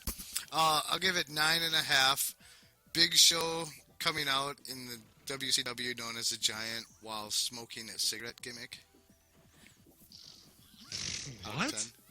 You don't remember Is that a thing? Look it up. He they did it for like maybe 3 weeks. It was during like the whole like when you used to watch it religiously every week. Wouldn't miss. They were ripping it off from Something Sandman. like that. There, or what? Yeah. Like he'd just come out. Like nothing would change on him, man. Like he came out in the whole fucking one strap leotard and everything like that, like under the Giant, and just with a cigarette, or maybe with a pack of cigarettes in one hand and smoking one of them. Yeah, it was stupid. I remember watching it at. I'm not gonna say the name. God damn it, Alan. That's all I'm gonna fucking say about that. So anyway. Okay. Well, there you go. That was Lucha Underground, the highlight of the wrestling week. Were you gonna give us a minute SmackDown review or what? Yeah, I was just actually thinking about that. All right, here we go. Let me give me. I do have notes. Okay. I'll give you. But you got a timer ready? Yeah, I got it ready. Okay. You ready? And in 3, 2, 1. Well, we have Roman Reigns and Dean Ambrose discuss the future. So anyway, they come out and do the shitty promo. Okay, so anyway, we're gonna get straight to the action. I'm not gonna waste my fucking time here. Lucha Dragons, they go on to defeat Cesaro Kid, Ascension, and Los Matadores with primetime players, the title holder, the New Day. On commentary. What the fuck am I talking about? I'm just gonna keep going here. Dolph Ziggler, he's gonna beat up on King Barrett, which is a terrible gimmick, obviously. 30 seconds. This. Okay, I'm going to skip the Divas, and we're going to go straight to R-Truth. Beat Stardust, so that kind of gives me an idea that they're going to push Truth a little bit in this fucking stupid fucking Eliminaxel chamber. The Mega Powers defeat Adam Rose and Heath Slater. There you go, Jim. There's your fucking Adam Rose rant for the week. And Dean Ambrose finally defeats Bray Wyatt in the main event, and Kane. 3, 2, there we go. 1. I bombed it. I just kind of read notes. I love it. There we go. I love it. I love the idea that we just recap it. We don't fuck around. We just get to the action. Okay. All right. That's right. Oh, that's good. I like it. All right. So what else we got to cover here? So we did the news up front. This one seems like this is the longest podcast. Yeah. So we're over 3 hours. We're like 3 hours and some change. Oh my God. What we got left? We do have a Hall of Fame. We forgot to mention that. Yeah. So I'm just gonna get to it because it's my turn. It is the fourth member. Okay, and our previous inductees are Terry Funk was our first inductee by you, and then we had Macho Man Randy Savage by myself here. Obviously, that was a shoe-in with anybody who listens to us or has listened to this one because we've dropped Macho Man jokes all fucking night. Right, every day. And then you 2 weeks ago, you introduced Mr. Mick Foley, Mr. Santa Claus nowadays, as kids like to refer. Mrs. Foley's baby boy. Foley's baby boy. So I'm just gonna go ahead and give a quick introduction here. I've had something planned for this for a little bit. This gentleman was born on September 17th of 1961 in Louisville, Kentucky. 6'1", weighing at 189 pounds, debuting in his pro wrestling career in 1982. By his birth name of James Mark Cornette, we have him better known as, to most of you wrestling fans out there, James E. Cornette, or Jim Yes, Cornette. dude, the first non-wrestler. The first non-wrestler. It's going to be our first manager in here. I just want to kind of go through a couple quick things with him. He came out of Louisville, Kentucky. He was actually owner of the Smoky Mountain Wrestling Federation from, that was up to almost previously here, 2005, correct? If I'm not mistaken here. Maybe up until then, yeah. I mean, they used sort of developmental for a while. Let's see here. For WWE. Let's see here just a second here. We'll go through his accomplishments really quick. That'll be in there. So, Cauliflower Alley Club. Not sure what that is. He was inducted. It's like a hall. It's like wrestling. Yeah, it's an okay, I get it. I didn't catch a reference there. Okay, I got it. Cauliflower. Okay, I got it. 1997, he was inducted into that. The NWA National Wrestling Alliance Hall of Fame. class of 2005. Pro Wrestling Illustrated PWI Manager of the Year in 3 different years, 1985, 1993, and 1995. Pro Wrestler Hall of Fame, Pro Wrestling Hall of Fame, class of 2012. That's actually, we've talked on how much bullshit that is, but, it's cool that they put him in there. Managed the Midnight Express. Yeah. World Wrestling Federation, he won a Slammy Award. With the Wrestling Observer Newsletter Awards, Best Speaker, Best Non-Wrestler, Best on Interviews, and Manager of the Year. And these were spread out over anywhere from dates from 1984 all the way up to 2003 with all of that. Yeah. Pro Wrestling Book, they threw him in this. Okay, Midnight Express, yeah. And the Wrestling Observer Newsletter Hall of Fame. He was inducted in 1996 in that. He's not a WWE Hall of Fame, though. Which, he's talked so much he, than I probably never the will. World no, he wasn't in. Okay.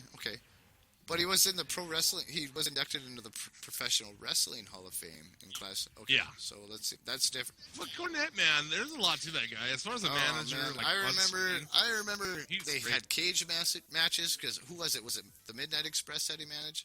And they were in a title feud with I can't remember who. I want to say Sting and maybe Ric Flair, even.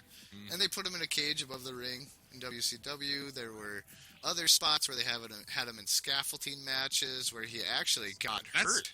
He got fucked up in that scaffolding. He got fucking fucked up in that scaffolding match. And supposed to catch him, and the kid, I guess the guy wore glasses and couldn't really see about him. Right. And they missed it, and Cornette fucking exploded his legs. Fucking he exploded his ankles. So they blew his ankles out, dude. Complete, yeah. Yeah. Oh, yeah. But yeah, awesome. Is there a better shoot interview than Jim Cornette? Honestly? Not to mention his podcast fucking wheels, too. Oh, yeah, dude, I love the Jim Cornette. The Jim Cornette experience is fucking great, man. dude. Yeah. He's one of my favorite people. He don't give no fuck. All of wrestling. Behold the field of where Jim Cornette grows his fucks to give, for it is barren. I love Jim. He's one of my favorite guys ever, man. So entertaining. Always love to see him come back in wrestling all the time. Even through like the Monday Night Wars, he made a couple appearances and shit like that. Just awesome all the way around. So he's one of the greatest managers of all time. Absolutely. He's probably he's top 3. Top 3 for sure. Absolutely top 3. So that was number 1. Which I'm surprised I didn't think of him before I thought of Jimmy. Anyway, sorry. I think I just gave you an idea for next for 2 years down the road. But anyway. Yeah, man. Like, as far as he ran Smoky Mountain, which was a fucking sensible promotion. Had pretty sensible shit. He believed in territory after the whole territory thing kind of went to shit. He did OVW, as he said, which at times was like a WWE feeder. He was responsible at Cena, Batista, Orton, Lesnar. All those guys went through OVW when he was running. So he has a big part in all those guys. Yeah, man, I mean, you can't really say, what does he say about the guy? He fucking is awesome. And the guy's still got a great mind, very sensible mind and sensible approach to wrestling, and he thinks he worked in TNA briefly, but ended up quitting because, he couldn't deal with the stupidity over there. But yeah, man, just like thinking logically, like he thinks like us. He thinks like, I don't know. Yeah. I think we're kind of, I don't know. We're Jim Cornette guys. Yeah, that's right. Take that away from you there, Paul Heyman.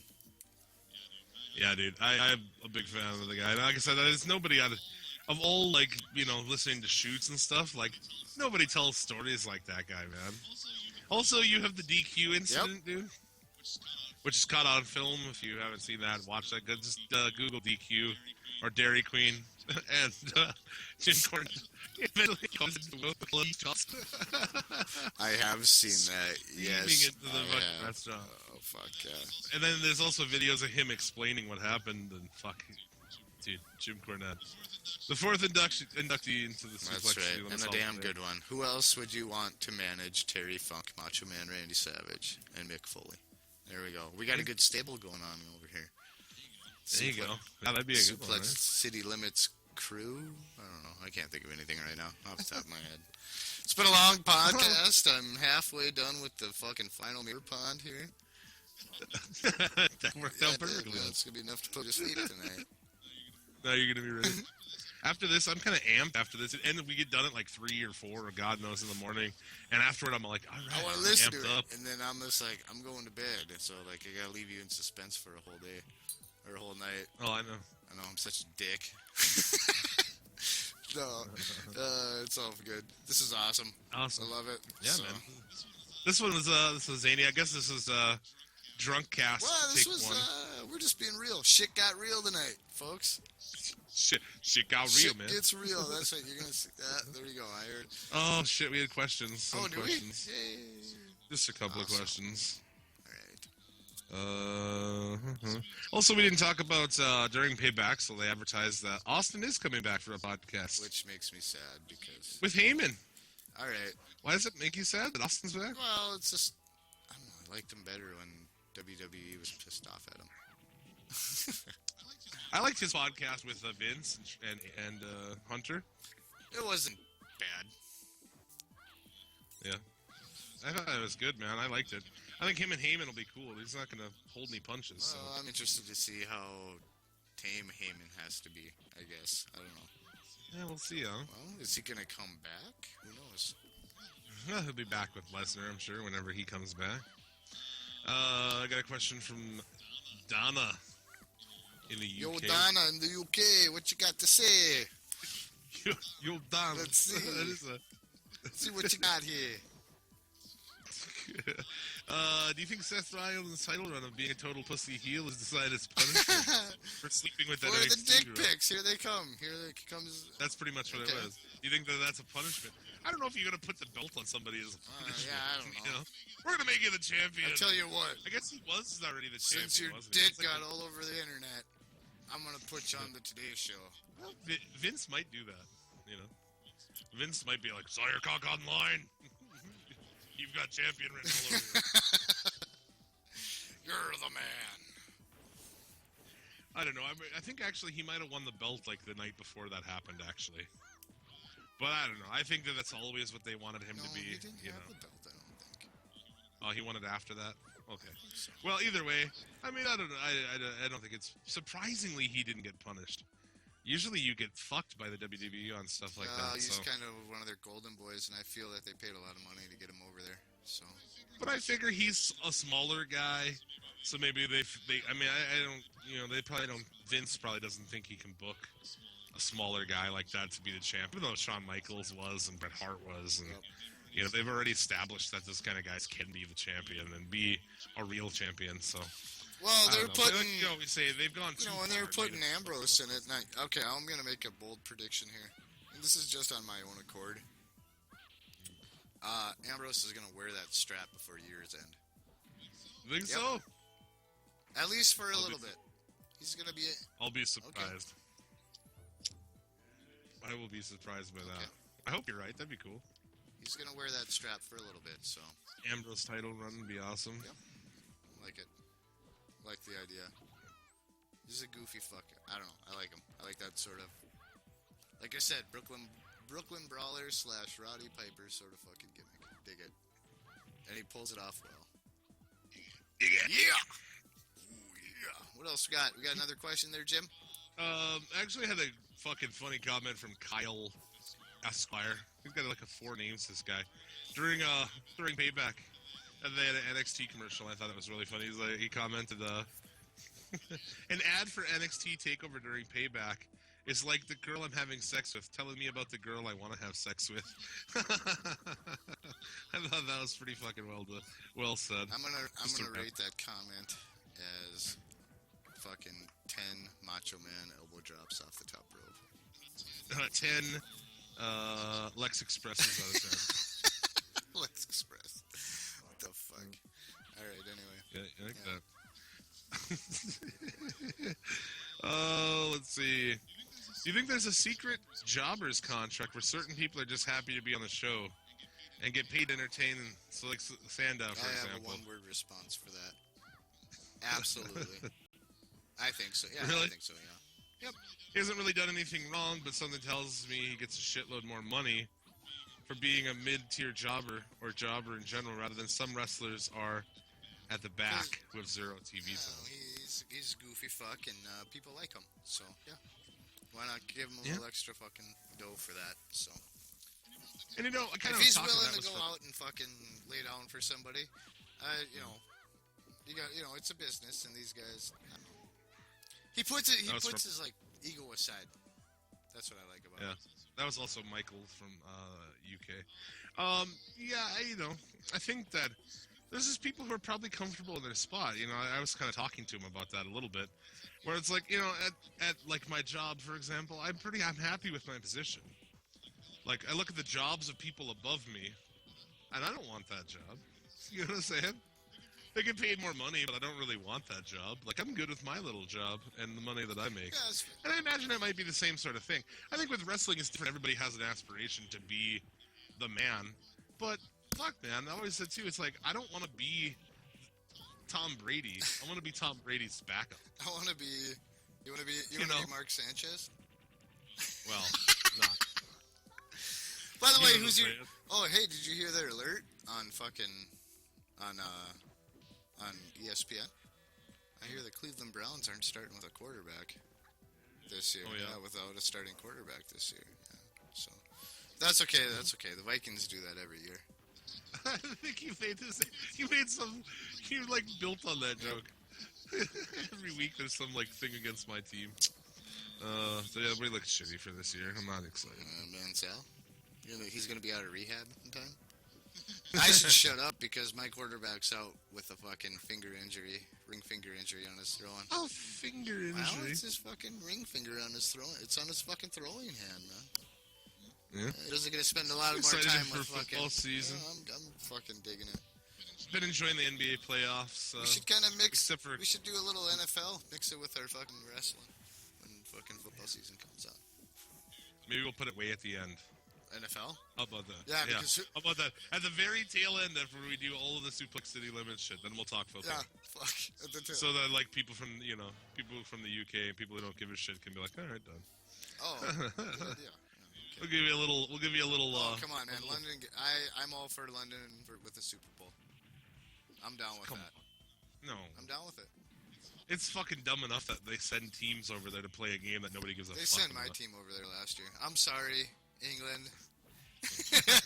I want to apologize I don't know how they feel about it. I mean, if people, I know some Hey, people are probably well, interested. give us feedback on that. I know we got a couple of pretty loyal fucking UK followers, which is fucking awesome. Give us some feedback. Do you guys follow the NFL? I don't Let's think go. they You do. don't think so?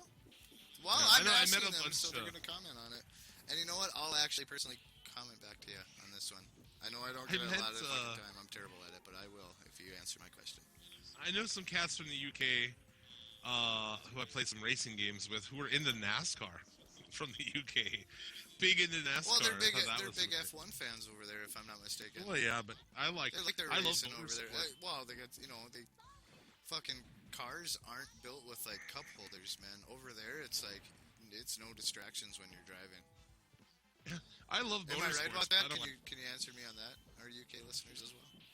I'm pretty sure I'm right on that. But yeah, there's no distractions over there when you're driving. I like motorsport, but I don't like NASCAR. I think NASCAR sucks. But I thought it was interesting that they really liked There's this. like 3 or 4 NASCAR races I'll watch a year, and it's the 3 road races where they actually do left and right turns. Yeah, Watkins Glen is Yeah. the track when they run Watkins And they Glen. do Laguna Seca too, don't they? Oof, no, that'd be great though. They don't do Laguna Seca. What am I thinking of then? I'm aware of it. If they do Laguna Seca and I'm not aware of it, I should be watching because I love that track. That's one of the fucking greatest tracks in the world. That's not in the U.S. I'm dumb. It is. Oh, is it? Okay. Laguna Seca is in Monterey, Oh, California. okay.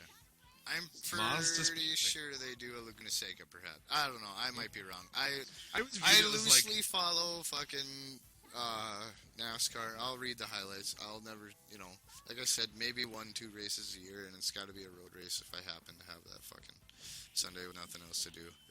If my team has a bye week or something in football. It's the right thing to take a nap to. Yeah, that's true. My favorite thing to nap to is golf because the announcers whisper us to not wake you. That's what actually we were watching the fucking what was the last tournament? That's what I'm sure that didn't help our Chinese induced coma when we were supposed to go to a fucking pay-per-view to watch Paybaxel. We were I have watching to go a in. little golf. I'll be in a Chinese food coma in 10 hours. Right. So. We had to stop playing video games and eat Chinese food.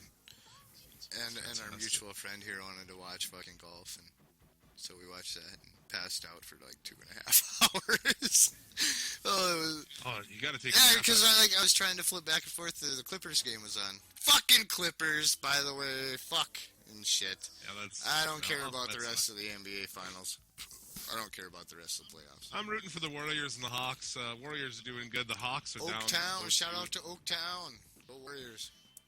Yeah, dude, I like the Warriors. So it looks like the Cavs are gonna handily beat Atlanta. So hopefully the Warriors can take down Braun in the finals, because I love to hate LeBron James. Everybody does. I don't see him as bad of a guy as you guys do. Funny enough, on 2K15, I play NBA 2K15. I am happy he went back to Cleveland, though. I am happy. I'm on Cleveland on NBA 2K15. With you. Ronaldo Kemp. He's one of the bastard children of Sean Kemp. Sean Kemp has like fucking 42 kids, so I made my guys Ronaldo Kemp. I haven't picked up the new baseball game for PS4 this year, because that's usually that, and Madden is what I usually do. Like if there's I love the NBA 2K games, dude. I think they're fucking great. 2K15 is great. On the one, it looks amazing. Okay. I've always looked at the basketball games. I don't know. I don't think I'd play enough of them. I'm not sure. Yeah, I play through you play through a whole career on there. It's pretty sweet. Yeah, you have your career modes. Madden has that, and then the MLB games for PS4 do, and I like those. Those are kind of fun to like. I don't think there is separate, different, because it makes you do the fielding and everything, so you're fucking playing a game from like shortstop or second base or outfield. Outfield's kind of boring though. Well, if you want to play baseball games, you got a PS4, and that was the right decision. Yeah, that was right. Because I know, like towards the end of 360, last few years of 360, there was no baseball game on there. Because like the show is it, right? The show is pretty much it. That's pretty much it. I don't think they have exclusive rights to the MLB. No, I just the 2K just I don't think they. There's just not enough of a market for it. That's just not. And it always was a better looking, and it was always the better play. NASCAR was like that too. It went dark for a few years, or there's no NASCAR game. I was at GameStop the other day. They have a new one for $20. Oh, do they? Brand new one for NASCAR. $20? Yeah, I was like, they're like with the low price of $20. So I'm like, oh, it's probably just more of an kind of a update. The last one. There's not a really good Uber steering wheel for the PS4 yet, so I'm thinking I'm gonna pass on that. And I cannot afford to upgrade my PC to fucking. I wouldn't play a NASCAR I'm game. kind of pissed that I should have waited, because my PC could handle the fucking new 2K15 debuted on PC this week. Oh yeah, with mods. With all the mods and updated roster and everything. So like, yeah, you got all. It's gotta be awesome. Yeah, you have all the new fucking entrances and shit. So. That's pretty dope. But man. I'm not gonna spend $50 on it. Fuck. No. Well, I think we have done our damage for the week. My God, have we? The longest podcast yet. Fucking marathon. It is a marathon. Well, I got through. A 6-pack? Oh. 6 3/4 pack. 5 Nice. 5 3/4 pack. I'm sorry. Math was a little off, and I just said I was a math guy earlier. So What would we call it, man? That'll be call that a show. And as always, questions or topics you'd like us to discuss, hit us up on Facebook, facebook.com/Suplex City Limits, on Twitter @Suplex City Limits. And rate our show on any of the sites. Stitcher has you can review it. Give us 5 stars. 5-star podcast. 5-star podcast. But yeah, man, if you like to say, always if you like the show, we don't ask much from you. Give us a like, maybe tell somebody, tell a friend about it. Throw a link out there. Comment on our Facebook with your own 1 out of 10 ratings. Rate our show. Rate this week's show. The way we rate every show every week. So. That should be fun. What have we done? What have I just done? I don't know. I think I've just opened Hell's Gates. So. Yeah. So that's going to do it for this week. As always, thanks for listening. If you made it to the end, extra props to you for listening to a crazy long podcast.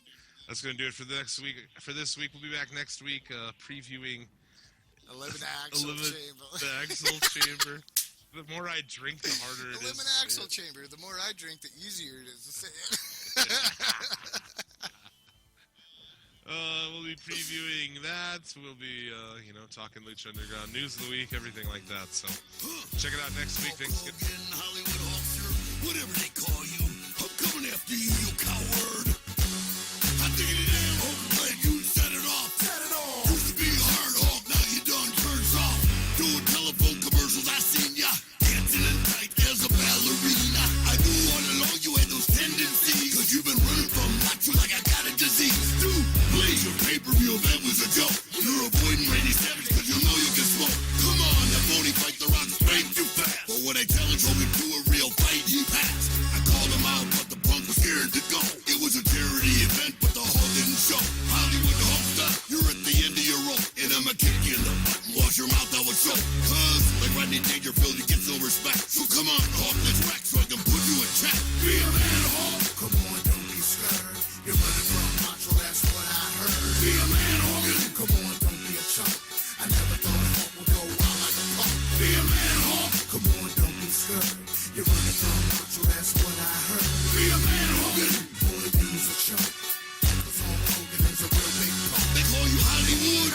Don't make me laugh. Cause your movies and your acting skills are both trash. Your movie straight to video, the box office can't stand. While I got myself a feature role in Spider-Man. You're hiding, man. But when I find you, it's on. And when I slam it to the dirt, you wish you was never born. I smell a coward. Is that you, Hogan? My dude's gonna kick your butt. There's a slogan. You tried to ignore me thinking I'll go away. But I'ma keep on messing with you, dude, day after day. And once you step too much, oh, you through. The joke's on you, so Hulk, what you gonna do? Probably nothing, cause you're a real big punk. You call my head up on the phone, man, you's a chump. Cause if you really got static, take it up with me. And I'll punk your butt out for the world to see. Be a man, Hulk. Come on, don't be scared. You're running from macho, that's what I heard. Be a man, Hogan. Come on, don't be a chump. I never thought Hulk would go wild like a pump. Be a man, Hulk. Come on, don't be scared. You're running from macho, that's what I heard. Be a man, Hogan. Boy, you's a chump. Cause Hulk Hogan is a real big pump. Be a man, Hulk. Come on, don't be scared. You're running from macho, that's what I heard. Be a man, Hogan. Come on, don't be a chump. I never thought Hulk would go wild like a pump. Be a man, Hulk. Come on, don't be scared. You're running from macho, that's what I heard. Be a man, Hogan. Boy, you's a chump. Cause Hulk Hogan is a real big pump.